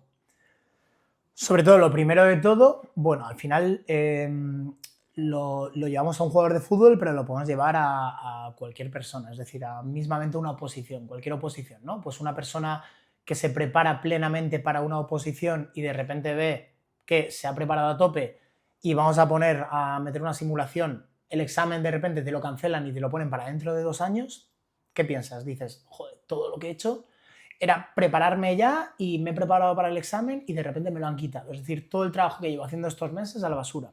Es el primer pensamiento que yo creo que es el mismo pensamiento que tendría él, ¿no? Porque al final alguien puede estar muy bien físicamente, pero luego ha habido muchas veces clubes o equipos donde tienes jugadorazos y no salen las cosas. Es decir, y esto pasó en el Sevilla, que me acuerdo que además tenían buena plantilla, Isco era como un poquito el cabeza de cartel, pero luego me acuerdo, no te sé decir jugadores ahora mismo, seguramente me saldrán luego, pero son jugadores top, que a priori un Sevilla tenía que estar peleando por lo de siempre, meterme en Europa, meterme en Champions y de repente no sea la temporada. Entonces, claro, se encuentra en una situación en la que dice, jolín, todo esto que he estado haciendo no me sirve para nada. Yo ahí ya le conocía bastante más y bueno, pues lo que hablamos antes, como un amigo que le conoces y yo sabía que él necesitaba un tiempo para desconectar de todo, ubicamos a la gente un poquito en el mapa, pero él ficha por el Sevilla y creo que es a mitad de temporada cuando él sale del Sevilla, ¿vale? Entonces nos quedaban, por así decirlo, la mitad de temporada, la segunda parte de mitad de temporada, más luego lo que sumáramos de vacaciones. Lo que te comento, él desconecta, creo que está un mes un poquito más desconectado, pues bueno, entiendo que asimilando todo, la situación, todo, y luego él se vuelve a poner en contacto conmigo. Y dice, Dani, tío, tenemos que ponernos las pilas. Entonces, en ese bypass, él hace clic, que yo creo que es el primer choque que tendríamos todos, ¿no? De decir, joder, me he estado preparando para esto a tope, he llevado la nutrición de 10, he llegado en un punto, en el mejor punto físico que él me lo decía, estoy ahora mismo, tío, en mi prime. Y ahora todo tirado a la basura. Entonces, Él luego me vuelve a contactar, se viene a Madrid para hacer la preparación. Lo bueno de esa segunda preparación es que ya teníamos las bases. Ya sabíamos, él sabía perfectamente la metodología, sabía cómo íbamos a trabajar, cómo teníamos que llevar todas las cosas. Entonces nos plantamos en mercado de verano. El objetivo era nuestro, no sabíamos la fecha, pero más o menos mercado de verano, llegar mejor que la preparación de Sevilla. Y es lo que conseguimos. Y me preguntabas antes, dices, Dani, ¿tú qué es más complicado para ti? Porque eso tiene que ser complicado, ¿no? El tema de tener una preparación, para mí, bajo mi pensamiento de preparador, es mucho más sencillo y es ideal dejarme un jugador durante 6 meses. Porque yo soy el que controla todas las cargas, yo soy el que puedo planificar, que eso nunca sea en el fútbol. Es decir, un jugador que esté sin equipo, sí, pero si no, nunca tenemos una opción de preparar 6 meses. Entonces, igual que hablamos que del Madrid al Betis hicimos un buen trabajo, pero claro, era un trabajo de 2 meses, 3 meses, si me das 6 meses, entonces el margen es mayor, porque haciendo bien las cosas podemos llegar a objetivos mayores en cuanto a aumentar un poquito de masa muscular, ser funcional, meter un sprint mucho más rápido, a lo mejor aumentar un poquito la tolerancia a la carga, es decir, todo eso, mejorarlo. Y obviamente me acuerdo que teníamos los datos que bueno, los tengo por ahí en el móvil, los podríamos sacar, pero datos de mediciones de todo, de pliometría, de potencia, de sprint máximo, si ya eran los mejores de cara a Sevilla, de cara a Betis, fueron los mejores. Porque teníamos esos 6 meses de preparación donde no partíamos de una base tan mala y al final tuvimos esos 6 meses para ponernos a tono 100%. Qué loco. Pues luego llega el Betis y bueno, la rompe, como todos sabemos, MVP tras MVP. Me acuerdo que parecía una broma lo de todos los partidos de Isco en el Betis, eran MVP del partido. Llega a su mayor rendimiento físico. Vamos a hacer un pequeño inciso ahí para decir cómo era la diferencia del Isco sin equipo, Isco sin objetivos, Isco sin que salgan las cosas, a Isco en su mayor felicidad, yo creo, y tal, durante esa temporada que iba tan bien. Y luego ya proseguimos con el resto de cosas de sus lesiones y demás. Pero quiero eso, comparar... Bueno, primero de todo, él vivía en Sevilla, sí, y vosotros seguíais aquí en Madrid. ¿Cómo llevabais esa comunicación? ¿Era a distancia todo? ¿O os acercabais a Sevilla? Cuando estaba en el Sevilla, por ejemplo, toda la preparación era a través de streaming. Es decir, ahora por suerte tenemos la opción de videollamada, es decir, de entrenamiento streaming, que cada vez se utiliza más, y es un contacto one-to-one con el jugador. Es decir, el jugador planta su trípode, yo le recomiendo el trípode, lo plantamos, ya sea en el gimnasio del club, en el gimnasio de, por ejemplo, Isco, en lo que hablábamos antes, el Sevilla nos daba facilidades por completo. Es decir, el Sevilla en ningún momento nos dijo, oye, pues en las instalaciones no se puede entrenar. Él podía entrenar cuando quisiese, de hecho con el preparador, es decir, conmigo en este caso, podía y no nos daba ningún problema. Entonces, claro, es esa doble cara de la moneda del jugador, donde lo que decimos en el Madrid, al final no entrena, está quemado por la situación que tiene, que te habrá pasado a ti también, a mí, donde tú a lo mejor piensas o crees o ves que tienes que jugar y no juegas, que pueden ser por decisiones técnicas del mismo entrenador, lo que decías tú, Ancelotti a lo mejor, pues por X o por Y no le gustaba ese modelo de jugador, ¿no? Le gustaba un jugador a lo mejor más X, más Y, sabremos, pero él pensaba que tenía que jugar, entonces era como enrocarme en lo mismo, tengo que jugar, no estoy jugando, ta. En cambio, la otra cara de la moneda, el jugador que físicamente está, que además no se me olvidará porque lo tengo grabado en la retina, el primer partido creo que fue contra el Villarreal, y no se me olvida, un balón que pincha y le ganó una carrera a Pedraza, que está actualmente en el Villarreal, que es un jugador muy rápido. Sí. Y pincha la pelota y en un sprint con balón le gana la carrera y dije, claro, la vas a romper. Y eso es algo que yo venía viendo ya desde hace tiempo, porque claro, yo soy el único que estaba con él y la gente, no sé si lo ubicamos un poquito, pero era como, Isco está desaparecido, ¿dónde está? Tal. Y claro, yo decía, el club que se lleve este jugador, o sea, es una bicoca. Es el tío que te la va a romper, si le respetan las lesiones y todo, te la va a romper, porque técnica todos lo sabemos, o sea, es el jugador que más, pero es que encima, si cuentas que ahora mismo está en su prime físico, con 30 años creo que tenía, o 31 años, pero está en su prime, y eso se lleva luego a campo, lo que decimos, en acciones que tú le ves y que dices, oye, aparte de ese disco, es que te mete una arrancada y te gana a un lateral derecho que es un avión en la primera división. Entonces, cosas así, obviamente hacen que la primera temporada la rompes, literal, pero romperla. Incluso a nivel de trabajo, comprometido defensivamente y demás, yo recuerdo que sí, que esa temporada, o sea, se vio un Isco súper completo. De hecho, te voy a decir una cosa de datos que a lo mejor no debería decir, pero siempre estábamos entre los 3 que más kilómetros, bueno, que eso se puede ver, Sí, es decir, público. entre los 3 que más kilómetros hace del equipo. Fíjate. O sea, y de hecho, bueno, no sé si lo has visto en las últimas fases, pues Pellegrini le pone de delantero muchas veces por ese carácter, ese compromiso defensivo, ¿no? Que yo además se lo inculcaba mucho y siempre le decía, y yo se lo marco, sobre todo jugadores que tienen ese carácter más de delantero, ¿vale? Isco en este caso, o un Borja Mayoral, que hablaremos luego, la capacidad de repetir esfuerzos. Es decir, lo que te digo, mundo del fútbol lo habremos visto, sobre todo temas más delanteros, extremos, que vamos a presión, la capacidad de decir, oye, cuando llego al 70 es el típico sprint que dices, ¿voy o no voy? Date 2 más.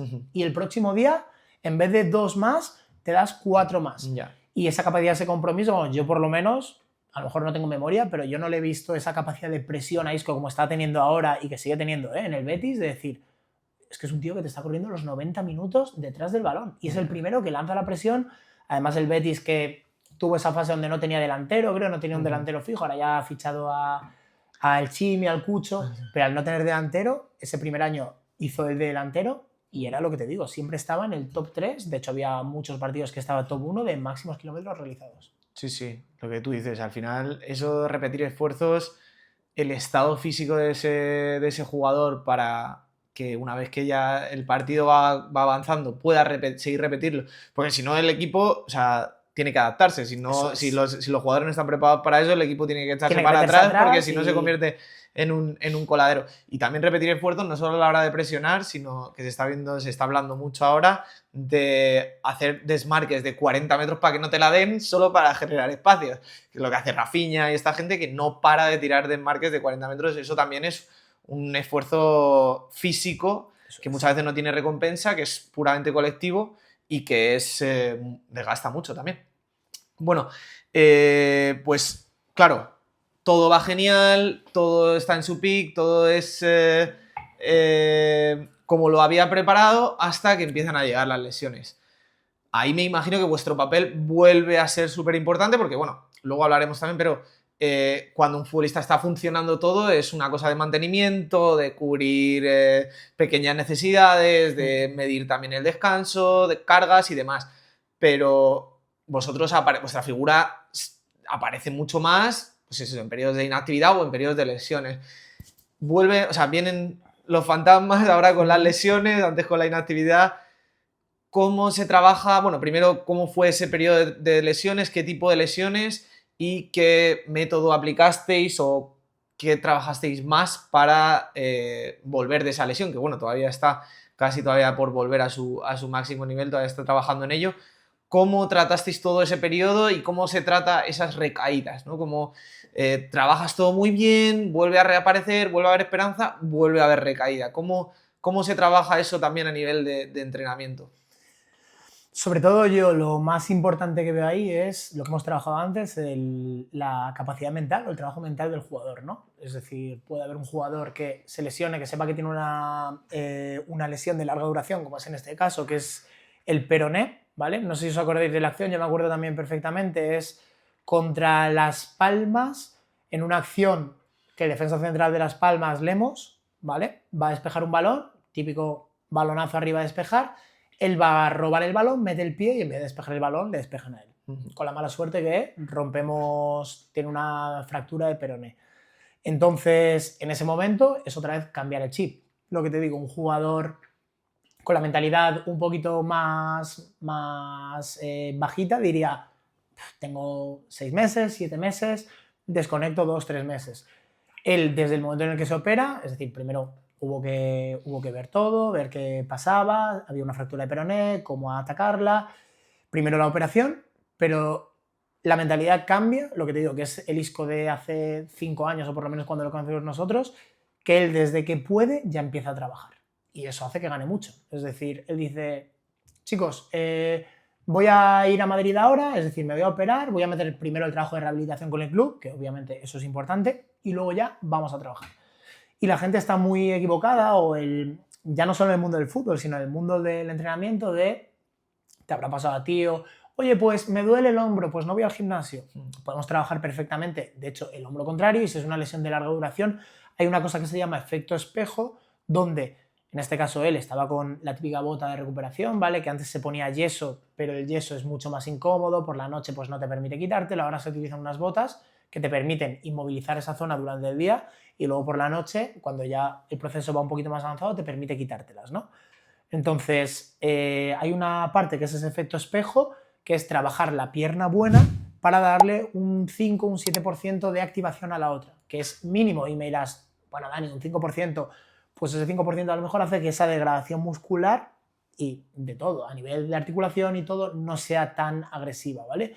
Y que el jugador va a perder masa muscular, pero bueno, si remamos un poquito y en vez de perder el 100%, perdemos un 95%, perdemos un 90%, pues guay.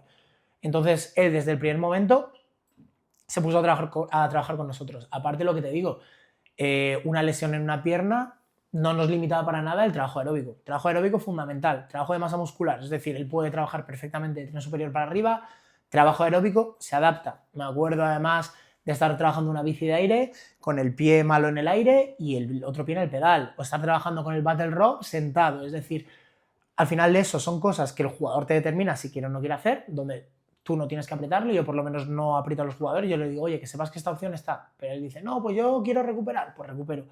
Pero que sepas que ese pico de forma, hay una parte que se va a perder porque la pierna va a estar inmovilizada, pero hay una parte que podemos mantener. ¿Quieres mantenerla?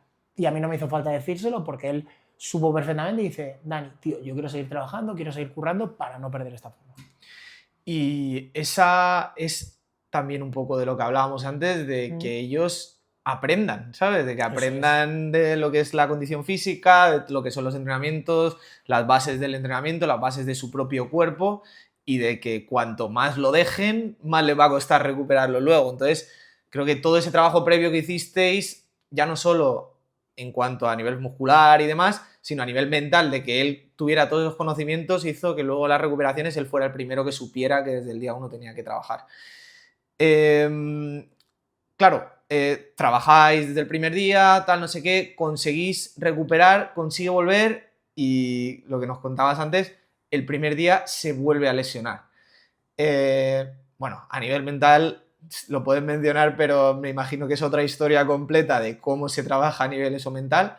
Pero a nivel físico, claro, ya no trabajas con una cicatriz, trabajas con dos, trabajas con dos áreas sensibles. ¿Qué notaste en esa segunda recuperación comparado con la primera? Ya, en la primera él ya tenía la predisposición y tal, o sea que no es que hubiera una diferencia de actitud grandísima, me imagino, pero a nivel seguramente estratégico de cómo trabajar la zona o qué diferencia de lesión fuera, pues sí que hubo cambios para decir, madre mía, ahora tenemos que, teniendo en cuenta un obstáculo, tenemos que solventar otro.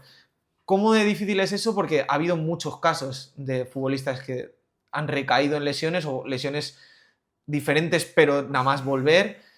Primero, ¿qué riesgos hay de que después de una lesión haya una recaída? Y segundo, ¿cómo se enfoca esa recaída para que no vuelva a haber más? Sobre todo aquí es un poco mala suerte, porque es verdad que él cuando ya termina esa fase de recuperación, creo que es primero o segundo, bueno, el primer partido creo que juega 20 minutos y el segundo me pierdo ya, no sé qué club exactamente, pero es en Conference. El Betis estaba jugando un partido ya importante, entonces llega la dichosa acción donde justamente creo que es Amrabat en la misma pierna hace pues la misma acción que la de Lemos, pero con un jugador de su propio equipo. Es decir, Amrabat le barre, despeja y en vez de despejar el balón, despeja pierna. Entonces son acciones del juego que no se puede hacer nada. Ahí lo que tienes que tener en cuenta es que es esa zona que ya ha estado lesionada previamente la que se vuelve a ver afectada. Entonces, a nivel óseo, por así decirlo, se genera una especie de callo, ¿vale? Es decir, cuando tenemos una fractura, sea en tibia, peroné, donde sea, se genera un callo. Ese callo se va consolidando a medida que va pasando el tiempo, pero claro, al principio nos da esa opción de poder trabajar, pero de poder jugar, pero tienes que tener cuidado. Es decir, es lo típico de has tenido una lesión y quitas un poquito del pie porque sabes que esa zona, oye, está óptima para trabajar, pero no para recibir un impacto de esa magnitud. Entonces, Claro, aquí se junta la primera lesión, perdón, que ya se ve afectada, más luego la segunda. Bueno, puntos de sutura, todo esto salió y se vuelve a ver afectada la primera zona. Entonces, sobre todo lo que tú dices, a nivel mental es lo más importante. De hecho, creo que Sara sacó un documental, no sé si se llama Resiliencia o no, sobre la recuperación. Sara, su chica, trabaja también en el mundo del cine, ¿vale? Entonces sacó un documental, no sé si se llama Resiliencia o ya lo llama, creo que sí, pero esa es la palabra. Es al final la capacidad de ver las cosas desde un punto de vista positivo, ¿vale? Dentro de que sabes que, oye, pues esta lesión me va a llevar parado mucho más tiempo porque ya tengo la complicación de la primera más luego la segunda, pero todo depende al final de esa actitud o de ese trabajo, ¿vale? Luego lo que te digo, él ha seguido trabajando normal, parte de arriba, de hecho cuando trabajamos nosotros no metíamos casi nada de trabajo, yo por lo menos, igual que decimos una cosa, decimos la otra, la pierna buena, la pierna mala, perdón, no la tocamos para nada. Es decir, el fisio, en este caso el fisio del club, es el encargado de meter el trabajo en esa pierna y yo lo que hago es dejarte a tono el jugador para que pueda volver a trabajar y luego ya el trabajo con readaptador, meter esa coordinación, pero al principio eso sí me parece importante también a destacar, que decimos compaginar ese trabajo, ¿no?, de club con parte externa. Es verdad que luego hay algún entrenador que a lo mejor se mete ahí cuando no tienes que meterte, no por nada, porque al final tienes que confiar plenamente en el club, confías y hacen un trabajo de 10, entonces saber dejar esa parte y no decir, oye, voy a meterme a trabajar la pierna lesionada, esa parte de rehabilitación primera tiene que ser parte del club y luego ya cuando el club nos dé lo que nos diga, Dani, perfecto, ya se puede trabajar, se trabaja, pero mientras meter ese condition o esa parte completa, pero dejando esa parte para el club, que yo creo que es importante, porque si no, ahí sí que puede dar lugar a malentendidos a la hora de trabajo, de rehabilitación dentro del mundo de la fisioterapia. A diferencia del entrenamiento, hay miles de técnicas, entonces a lo mejor ellos llevan una técnica donde no quieren darle ningún estímulo, quieren darle X, quieren darle Y, entonces tienes que adaptarte un poquito a eso porque es la prioridad. Ya la parte de condition pasa a un segundo plano, lo principal es recuperar esa parte para luego ya volver al pleno rendimiento. Claro, al final la comunicación es la clave. O sea, mientras estéis en comunicación y en contacto con el club, lo que tú dices, si ellos predominan la rehabilitación y tal en su lado, pues al final es respetarse, no meterse y lo que decimos, mantener una comunicación bastante efectiva y bastante amistosa para estar en línea todos, que al final es lo que todos queréis, que el futbolista esté bien. Por ir cerrando un poco con Isco, que al final se nos va a hacer el podcast solo de Isco. ¿Alguna anécdota así? Me has comentado antes la de las cámaras de seguridad de la porra y tal, pero bueno, con una personalidad, un ente como Isco, tanto dentro del campo con anécdotas técnicas como anécdotas de personalidad y de fama, ¿qué cosas así has vivido con él que destaques o que te lleves tú para tu memoria de que has vivido con Isco en todos estos años? Bueno, pues varias te puedo destacar, así para llevarlo más a lo banal, ¿no? Que muchas veces parece que idolatramos y se nos olvida que al final es un chico como tú, como yo, de nuestra edad y que tiene las mismas vivencias que nosotros, ¿vale? Una anécdota que nos vamos a reír es, por ejemplo, juraría que fue en Navidades del año que es el primer año del Betis, ¿vale? Que él viene a Madrid y dijo, oye, vamos a entrenar tal, entrenamos 2 días y luego el tercero nos toca la carrera y dijimos, oye, mira, vamos a salir a correr al Retiro y él iba tapado, imagínate, con una braga hasta aquí, ¿vale? Una braga, es verdad que él ahora tiene barbita, entonces la braga le llegaba hasta aquí, se le veía solamente la barba y aquí tapada hasta arriba, ¿vale? Oye, pues salimos a correr por fuera, más que quedarnos en una cinta, ¿no? Porque nos tocaba una parte más de condition de 1 hora de carrera con intervalos. Oye, hace buen tiempo, salimos. Claro, llegamos al Retiro, lo que te digo, tapados solo los ojos, literal, y la barba se le veía un poco.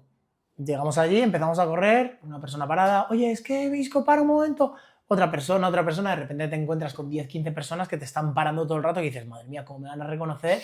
Es verdad que a lo mejor las formas de correr de él no también. Eso te iba a decir, digo, marcan mucho, no es... Pero bueno, que nos sorprendió, ¿sabes? Y lo vimos como curioso, es decir, joder, tío, estoy tapado hasta arriba y yo no sé si... Yo le vacilaba, le digo, yo creo que la barba te la tienes que recortar ya, porque le salía por aquí la barba y no paraban de pararnos. Es verdad que el Retiro, bueno, pero ya no era el Isco, por así decirlo, de Prime de Madrid, que todo el mundo estaba... Y, sorprendentemente, todo el mundo parando, porque además metíamos series, me acuerdo, que eran de carrera a tope y luego había que andar, y claro, en la fase de andar era fase de andar, de parar, oye, una foto, esto, y a medida que se bajaba la braga, pues imagínate, ¿sabes? Sí, sí, yo creo que aparte de que hay gente con una capacidad de detectar famosos y de detectar rasgos de los famosos increíble, yo creo que es que la carrera de disco es especialmente particular como para identificarla. Pero fíjate que me sorprendió porque eran más, o sea, niños, que un niño a priori tú dices, oye, no se fija tanto en una carrera, ¿sabes? Un niño se fija más en, pues lo que te digo, en el tatuaje, en tal. Pero imagínate en invierno en Madrid, o sea, no iba tampoco con los tatuajes, iba con una chaqueta, con tal, todo tapado, y era increíble, ¿sabes? Qué locura, qué locura. Bueno, moviéndonos a otros, has mencionado antes varios, vamos a tocar, por ejemplo, el de Borja Mayoral, que también que eres bastante cercano a él, y que es un perfil también interesante porque, bueno, más allá de grandes lesiones o demás, es un perfil que más o menos ha mantenido muy bien en el tiempo, que como me vas a comentar ahora, creo que también está muy metido en cuidarse, en mantener esa condición física, el estar al tanto de las tendencias y demás. Y nada, que me comentes eso, como qué gusto puede ser, ¿no? Trabajar a lo mejor con gente que esté muy metida en lo que vosotros lleváis, ¿no? En el que seguramente, pues, a lo mejor te traiga cosas nuevas todos los días o que esté más encima. No sé si al final puede ser un poco pesado incluso, pero ¿cómo es trabajar con alguien así? Y bueno, aprovechando que él está a lo mejor también más metido en las tendencias, podemos hablar de alguna también para que nos comentes qué hay ahí fuera ahora mismo novedoso, qué puede ser más leyenda o un poco más vendehumos, o qué puede ser algo más real que sí que se está implementando en muchos más clubes, y cómo es un poco la experiencia con él trabajando a nivel físico.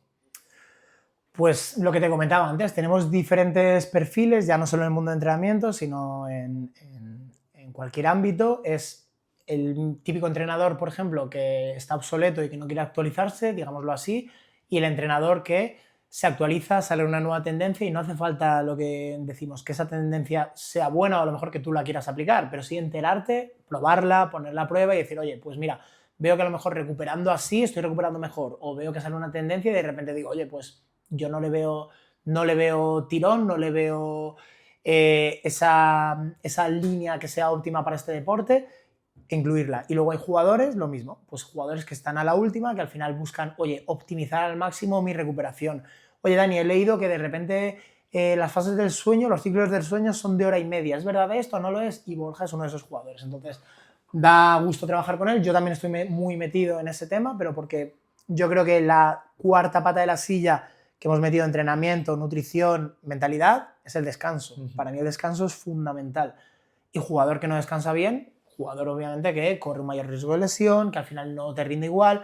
Entonces Borja es verdad que da gusto trabajar con él y es un placer porque al final él está metido en las últimas tendencias. Es decir, él quiere optimizar si puede, en vez de mejorar su recuperación un 99, mejorarla un 99,5, lo mejora también.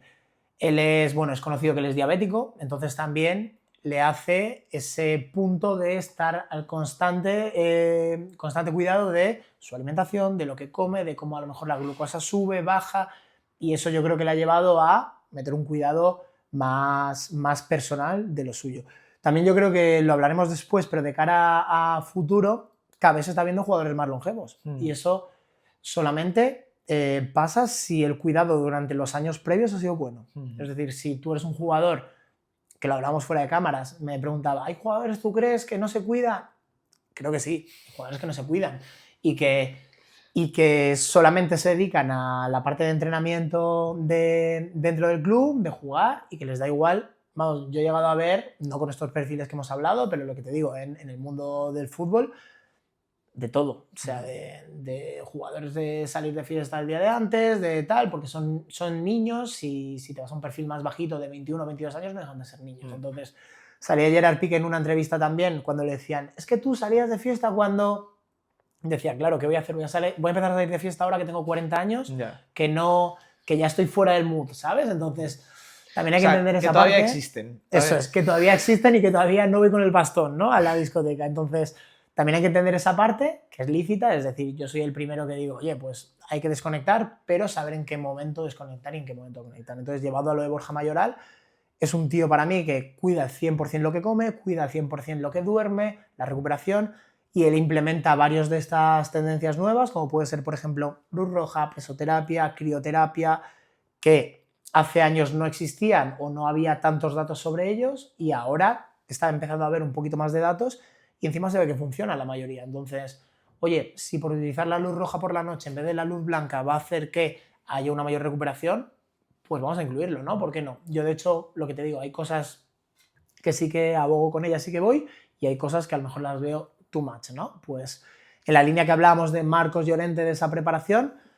pienso que no hay que llevarlo al extremo, pero pienso que son cosas que te pueden ayudar a, ya no solo a nivel deportista, sino nosotros mismos lo podemos incluir para que nos sirva. Claro, ahí lo que es el proceso o el proceso de implementación de nuevas tendencias va de primero personal, cada uno decide usarlas y tratarlas con su propio preparador, y luego ya a nivel general, porque el club es el que decide luego si acaso implementarlas a nivel de equipo y demás. Ellos son los últimos en implementarla, me imagino, porque tienen que estar hiper mega seguros de que eso funciona para dar el paso e implementarla en sus entrenamientos. ¿Cuáles dirías que ya están súper probadas? Que, bueno, yo qué sé, ya llevamos bastantes años viendo a los jugadores meterse en piscinas de hielo, bueno, sauna, cosas así. ¿Qué otras nuevas dirías que están ya empezando a decir todos los clubes? Es que tiene totalmente sentido, se lo recomendamos, le proveemos con los medios, ¿no? A lo mejor yo que hablábamos de la presoterapia, de las botas estas y demás. Por ahora eso creo que todavía sigue siendo personal, ¿no? De que cada jugador tiene que decidir usarlo, de que se tiene que comprar sus propios medios y demás. Pero ¿qué otras a lo mejor dices que ya están empezando a ser implementadas, que los propios clubes en sus centros tienen ya recursos, yo qué sé, de luz roja, cosas así? ¿Cuáles son las ya que están empezando a ser hechos? Mira, te diría la más importante que hemos visto antes, que hablábamos, que esta, por ejemplo, es la que utilizo yo con Borja, es el Whoop. El Whoop o cualquier herramienta, me refiero al Whoop porque es muy sencillo para un club decir a todos sus jugadores, mira, te reparto esta pulsera, que la tienes que llevar 24 horas, incluso se está llevando para partidos, es decir, el típico GPS que medíamos antes, pues todo esto lo tenemos incluido dentro del Whoop. Un ejemplo claro, Sergio Canales, que también es muy friki en el buen sentido como nosotros, de la recuperación, de todo, él lo lleva incluso en los partidos. Es decir, el Whoop es esta bandita que veis aquí, ¿vale? Que es súper cómoda, la tenemos para incluirla en el bíceps y te lo vendas. No es publicidad, no nos llevamos nada por esto. No es publicidad, pero es verdad que es una herramienta muy buena, porque dentro de... Hablo de Whoop como puedo hablar de otras miles, ¿vale? Pero el Whoop es ahora la que nos permite esa comodidad porque te permite generar como una comunidad y lo que el entrenador ve en la pantalla es todos los perfiles de los jugadores y puedes irte al apartado de sueño y te lo puntúa, imagínate, de 0 a 100. Entonces tú ves un jugador que a lo mejor te sale un 30% y dices, uy, este jugador, y te va a decir, no, es que claro, mi mujer dio a luz y la niña ha estado toda la noche. Pues a lo mejor eso lo tienes que utilizar para ese jugador meterle menos carga. Si tienes una sesión de entrenamiento fuerte, decir, vale, pues a lo mejor en vez de hoy ponerte 5 vueltas a este bloque de trabajo de fuerza, vamos a hacer 2, ¿sabes? Es una herramienta muy buena. Luego, herramientas que los clubes vayan incorporando, cámara hiperbárica, que es una herramienta bastante costosa porque cuesta lo suyo, pero es una herramienta que para nivel de recuperación de lesiones, todo, cicatrices, heridas, ayuda muchísimo porque oxigenas muchísimo más de la oxigenación que recibimos nosotros aquí. Oxigenas un 100%, un 90%, ¿vale? Entonces, toda esa recuperación es mucho mayor. Terapias de luz roja, ¿vale? Que se están incluyendo también. Por ejemplo, te voy a decir también el trabajo que hacen dos compañeros también de profesión, Adolfo Madrid, no sé si te suena, y bueno, Mario Soriano, ¿vale? Que son dos compis que estaban llevando la preparación de la Andorra y habían incluido todas estas nuevas tendencias obligatorias dentro de los clubes, que son de los pocos que lo están metiendo. Por ejemplo, terapia de luz roja por la noche, a lo mejor las gafas de luz azul, pues son cositas que van cambiando que se pueden incluir. Cosas que se utilizan mucho, que vemos, las gafas, ¿vale? La gafa es una buena herramienta porque piensa también que el jugador cuando acaba por la noche, si juega fuera, normalmente no hacen noche allí donde jueguen. Es decir, juegas por la noche y te coges de repente el autobús, el avión y llegas a casa a las 4, 3 de la mañana. Vamos a poner una hora, ¿vale? ¿Para qué se utilizan esas gafas de luz roja? no nos damos cuenta, pero aquí porque no tenemos ninguna luz, pero si nosotros ponemos el móvil en 120 frames, ¿vale? Por segundo, y enfocamos cualquier luz blanca, vamos a ver un parpadeo. Ese parpadeo quiere decir que la luz blanca tiene una longitud de onda menor, y ese parpadeo lo que hace es estimularnos, despertarnos, ¿vale? Entonces, al poner el filtro de luz roja, la luz roja tiene una longitud de onda mayor, entonces hace que ese parpadeo no exista. Entonces no nos estimula, lo que hace es el efecto contrario, es generar esa capacidad de apagar el cuerpo y dormirnos. Imagínate un jugador que sale, lo que te digo, ha jugado a las 8, a las 9, sales a las 11 y lo primero que recibes en zona de prensa es luz blanca, foco, ese jugador es imposible que duerma, más la activación del partido. Entonces, una opción que puedes meter es esa, de luz roja, que por eso se está llevando tanto y los vemos sobre todo en zona de prensa a los jugadores más por la noche para inhibir ese estímulo. Luego luz roja de panel también se utiliza y está bastante bien, que es para recuperación. Lo puedes incluir en lo que quieras, es decir, una sesión recovery, una sesión de estiramientos, una sesión de cardio, metes ese panel de luz roja y te ayuda a reducir inflamación, estrés muscular, mejorar mitocondria, todo. Y luego el otro que también se está llevando, que es sobre el que no hay mucha evidencia, pero se puede trabajar y no es nada aleatorio, es el grounding, que es el trabajo de desconexión, por así decirlo, descalzo completamente, intentar que sea con trabajo de conexión con la tierra. Entonces, el grounding es el que menos está probado, pero el resto sí que están probados y se utilizan. De hecho, yo soy el primero que tengo una luz roja en casa y por la noche siempre a partir de las 8, pues oye, en vez de encender un foco de luz blanca, enciendes la luz roja y se nota. Y podéis hacer la prueba en el móvil, es decir, que eso está comprobado, lo pones a 120 frames, enfocas en una luz blanca y vas a notar ese parpadeo, en cambio con la luz roja no lo notas. Y ese es el estimulante que no queremos, de ahí a el tema de teléfonos móviles y todo, que también te da la opción de ponerlo en luz roja. Sí.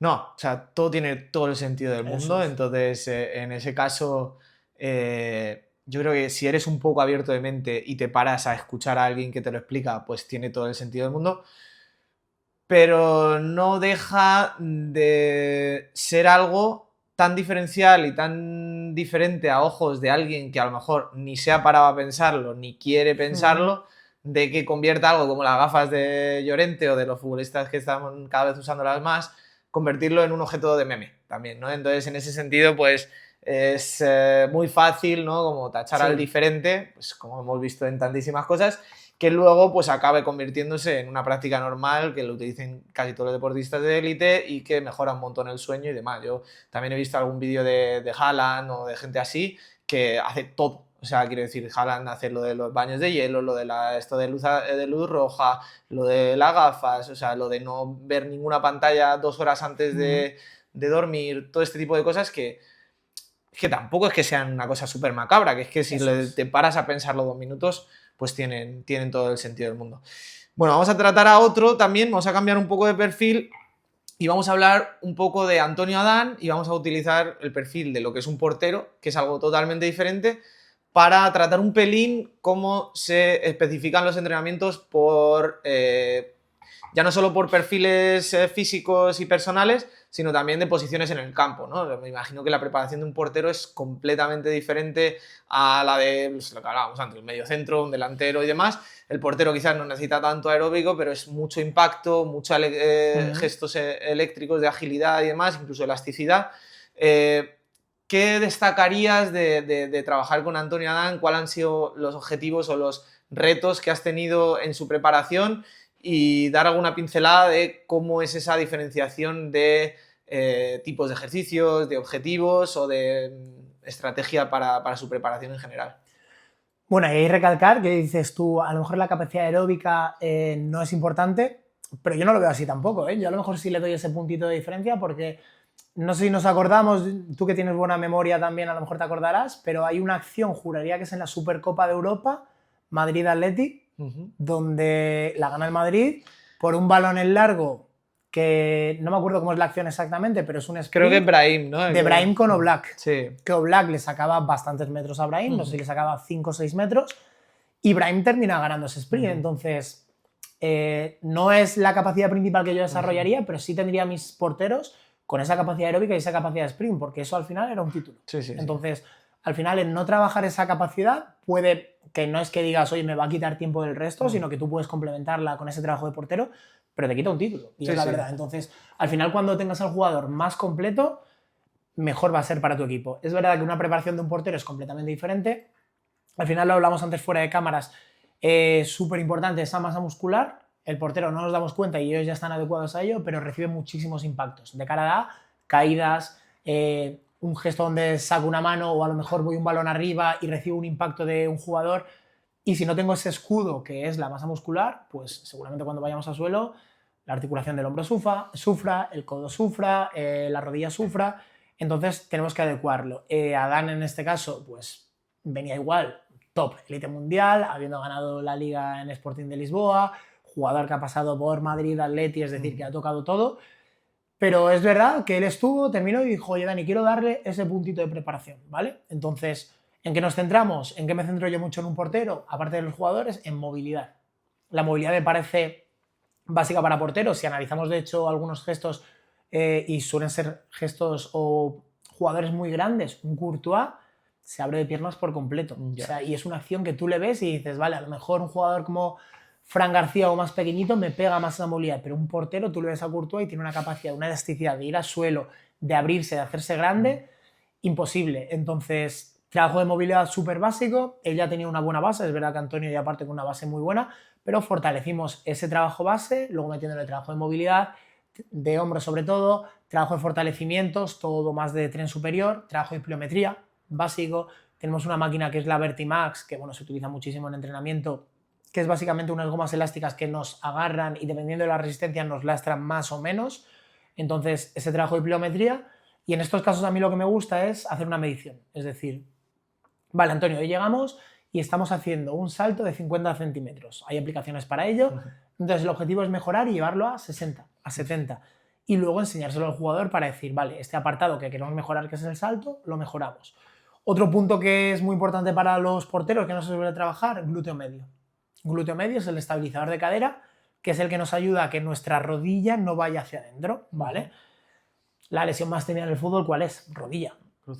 Cruzado, rodilla, ya sea menisco, cruzado, ¿vale? Pero es la más temida porque es la que más tiempo nos deja fuera. Entonces, al final, un fortalecimiento del glúteo medio y más en acciones de portero donde voy a suelo, se me puede enganchar la pierna, es básico para que ese gesto de rodilla, en vez de ir hacia adentro, vaya hacia afuera. Entonces, con Antonio, por ejemplo, hicimos un trabajo complementario donde destacamos eso, la movilidad, trabajo de pliometría y ojo esa parte de cardio, que él, es verdad que era la parte más débil que tenía y terminó siendo una de sus fortalezas, te diría yo. Es verdad que al ser un perfil más grande requiere de más exigencia a la hora de mover todo. Lo que decimos, un Courtois parece que no, pero si le pedimos un sprint de 30 metros le va a costar más que a un jugador más bajito donde es mucho más compacto. Pero lo que te digo, yo siempre lo trabajo con todos, independientemente de jugadores que tengan más movilidad, tal, incluso porteros, porque no sabes esa acción. A lo mejor Oblak se llega a preparar, no porque se está haciendo mal en el Atleti, ¿vale? Pero Oblak llega a tener un sprint de 20 metros un poquito mejor y a lo mejor no hace falta que le ganes la acción a Brahim. Obviamente no vas a ser más rápido que Brahim,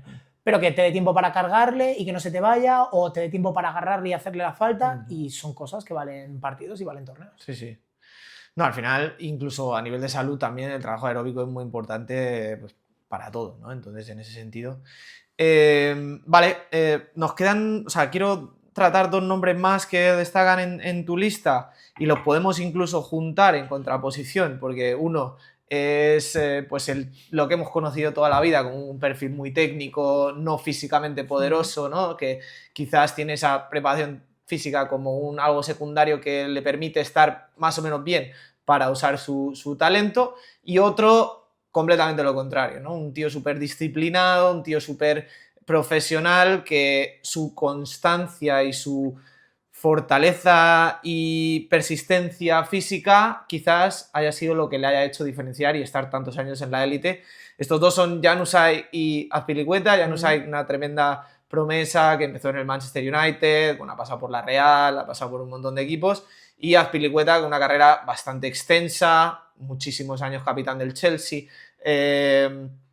Cómo estos dos perfiles, ¿no?, son tan contrapuestos y como un preparador físico pues tiene que lidiar con ambos. Uno muchísimo más fácil, alguien que viene súper mega predispuesto a trabajar y a escuchar y a dar el 100% en todas las cosas que le pidas, y por el otro lado, ya no sé, ¿cómo tratas estos dos tipos de personalidades y cómo adaptas el trabajo para que se hagan lo más llevaderas para ellas?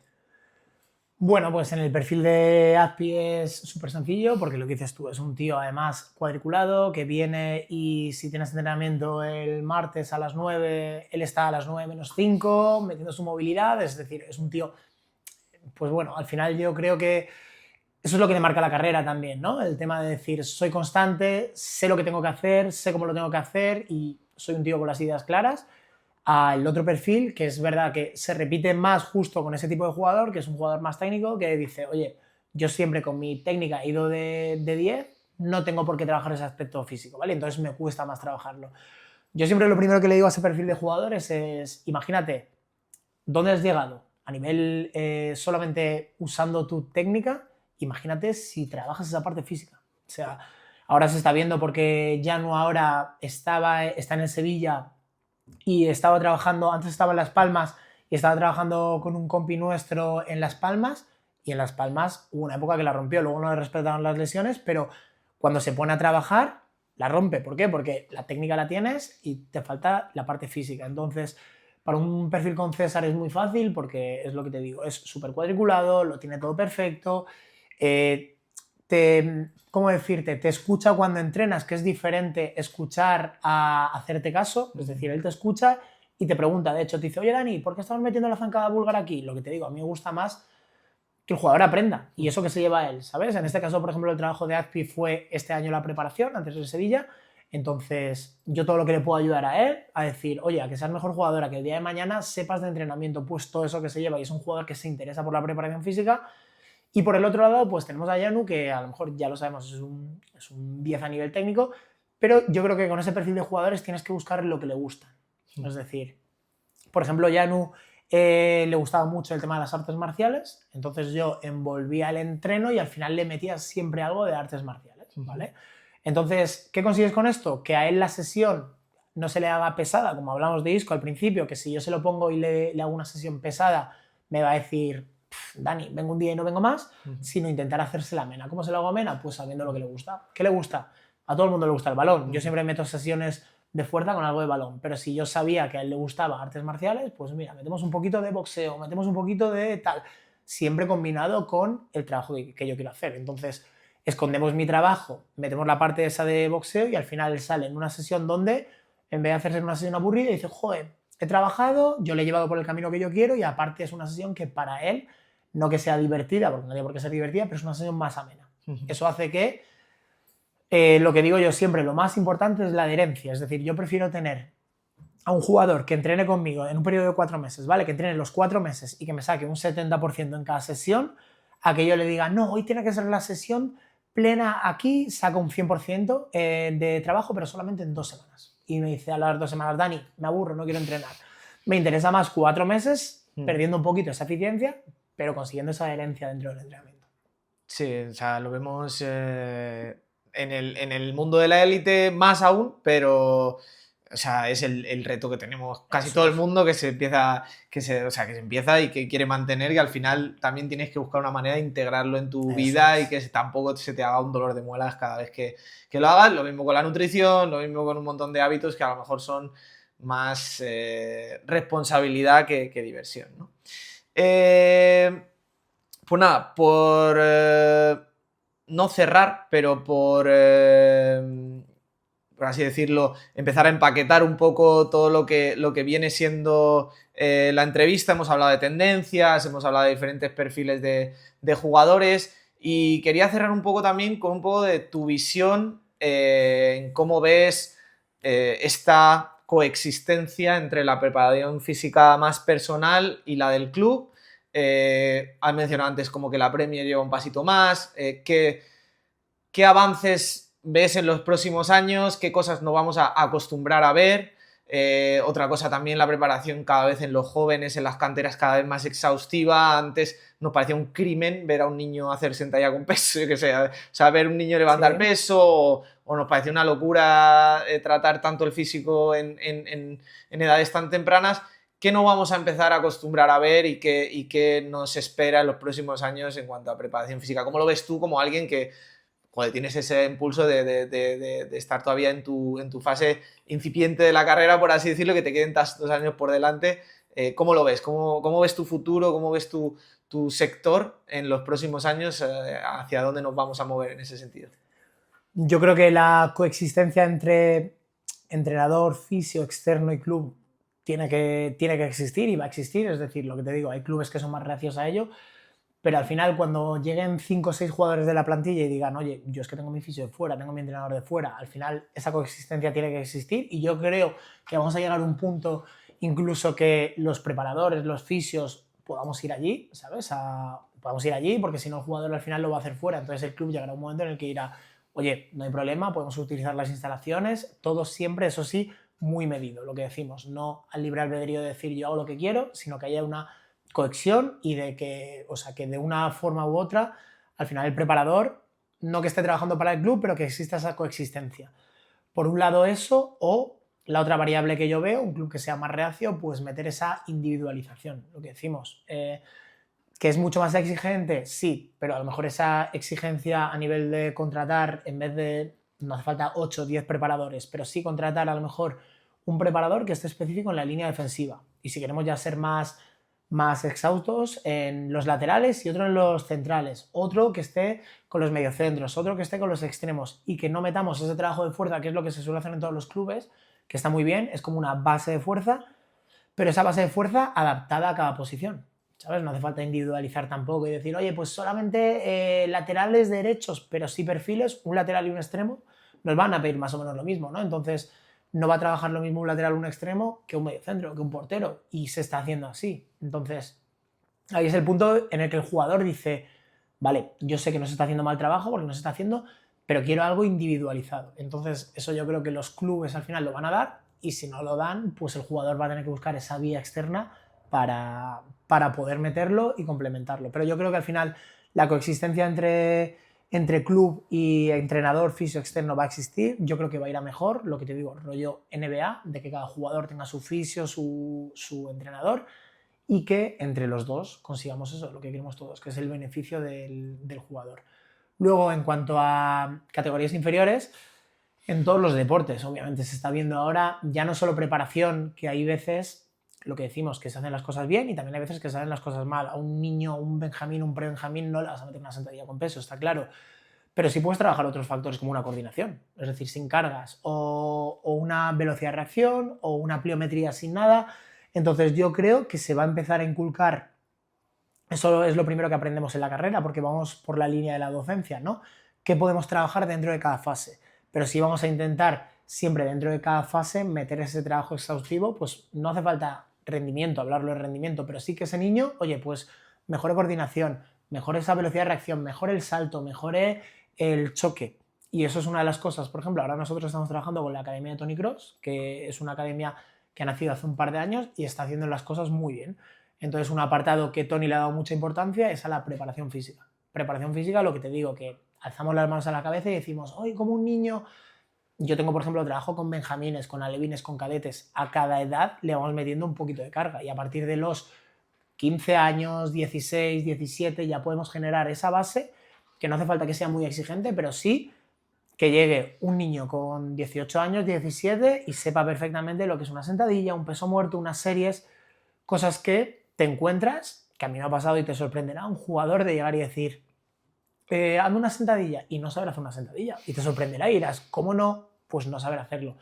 Entonces toda esa base va a dar a lo que hablábamos siempre, jugadores más longevos y sobre todo que ahora están saliendo todos los jugadores, si te das cuenta, que están en el prime o que la van a romper, físicamente son unos toros y porque están trabajando fuera. Entonces por eso hablamos de la Premier, hablamos de un Doué en el PSG que si le seguimos un poquito vemos que mete entrenamientos externos, un Tchouaméni que entrena por fuera también, es decir, son jugadores que desde pequeños le dan esa importancia desde pequeños porque ahora cada vez juegan en categorías más altas con menos edad, pero que desde los 16, 17 años son jugadores que ya van volando. Y eso te lo dice mucha gente también que tiene canteras, que hablas con ellos, que te dice un Borja, jo, es que los del Geta, la cantera, no veas cómo van. Claro, y suben al primer equipo, lo quieren hacer bien y van como aviones, porque es esa parte de preparación llevada desde los 15, 16, 17 años. Entonces hace que ya les vaya sacando 3, 4 años de ventaja. Y va a haber un impasse ahí en los jugadores, típico jugador, lo que decimos, que no trabaja nada, se va a encontrar ahora con que la gente que viene apretando de abajo viene apretando, pero bien, porque además aprieta en Nutri, en descanso, en todo, y ya venían apretando. Imagínate, te encuentras jugadores eso, con 16, 17, 18 años que son aviones. Bueno, sí, vamos, nos podríamos aquí estar hablando de esto por horas, pero vamos, me han quedado un montón de cosas de las que preguntarte. Pero bueno, abro una invitación pública para que vuelvas cuando quieras, en unas semanas, en unos meses, y tratemos todos estos temas que nos quedan por hablar, calendarios más intensos, progresión de cargas durante la temporada para llegar perfectos en determinados meses o fases de la temporada. Más aún sobre la longevidad de los jugadores. Hay un montón de temas que me han quedado pendientes, pero nos hemos pasado hora y media. Yo no sé la gente que aguantará tanto tiempo escuchando la entrevista. Así que, bueno, vamos a cerrarla aquí. Agradecerte de nuevo un montón que hayas venido. Se me ha hecho súper corta y espero que te hayas sentido cómodo. También abro un último apartado para que puedas promocionar o hablar de los proyectos en los que estás trabajando, lo que quieras, también para mencionarlo en la entrevista. Y nada, un último agradecimiento porque ha sido espectacular, o sea, he aprendido un montón y me ha encantado toda esta charla y lo dicho, invitado cuando quieras. Así que bueno, coméntanos también si quieres cualquier cosa sobre tus proyectos y ahí tienes la cámara para decir lo que quieras. Nada, el placer a mí, ya sabes, por estar aquí. Y nada, bueno, nosotros para que nos conozcáis un poco, aunque yo creo que ya a nivel de redes estamos bastante ahí en auge, pues bueno, para ubicar un poquito a la gente, somos un centro de entrenamiento Cris Díaz & Co, ¿vale? Que tenemos 3 centros repartidos en Madrid, en Viso, en Finca y en Moraleja, donde, como os he hablado antes, nos centramos al principio en esa parte de entrenamiento de embarazo, que está muy guay también, porque antiguamente, pues bueno, la embarazada era, por así decirlo, como una enferma, tenías que estar parada, no hacer nada. Y se ha visto que con el entrenamiento de fuerza cardio, pues todos esos beneficios se transmiten al feto, entonces son todos beneficios. Luego hemos abierto una parte de oncología, que está muy guay también, una parte de rendimiento. Entonces, bueno, para que nos ubiquéis en el mapa, pues eso, estamos un poquito tocando todas las vías, que yo creo que viene bien que la gente conozca y que sepa pues lo que hemos hablado aquí de forma más normal. Es decir, oye, tengo una lesión, puedo entrenar, estoy embarazada, puedo entrenar. Que por suerte todo esto va avanzando y se van viendo que esos beneficios, ¿vale? Interfieren ya no solo en el feto, sino en una lesión, en un rendimiento, en todo, ¿sabes? Genial, pues muchísimas gracias. Lo dicho, me ha encantado la charla y quedas totalmente invitado a otra. Y nada, espero que os haya gustado también. Nos ayudáis un montón si os ha gustado dándole like, suscribiendo. Y nada, nos vemos en el próximo vídeo.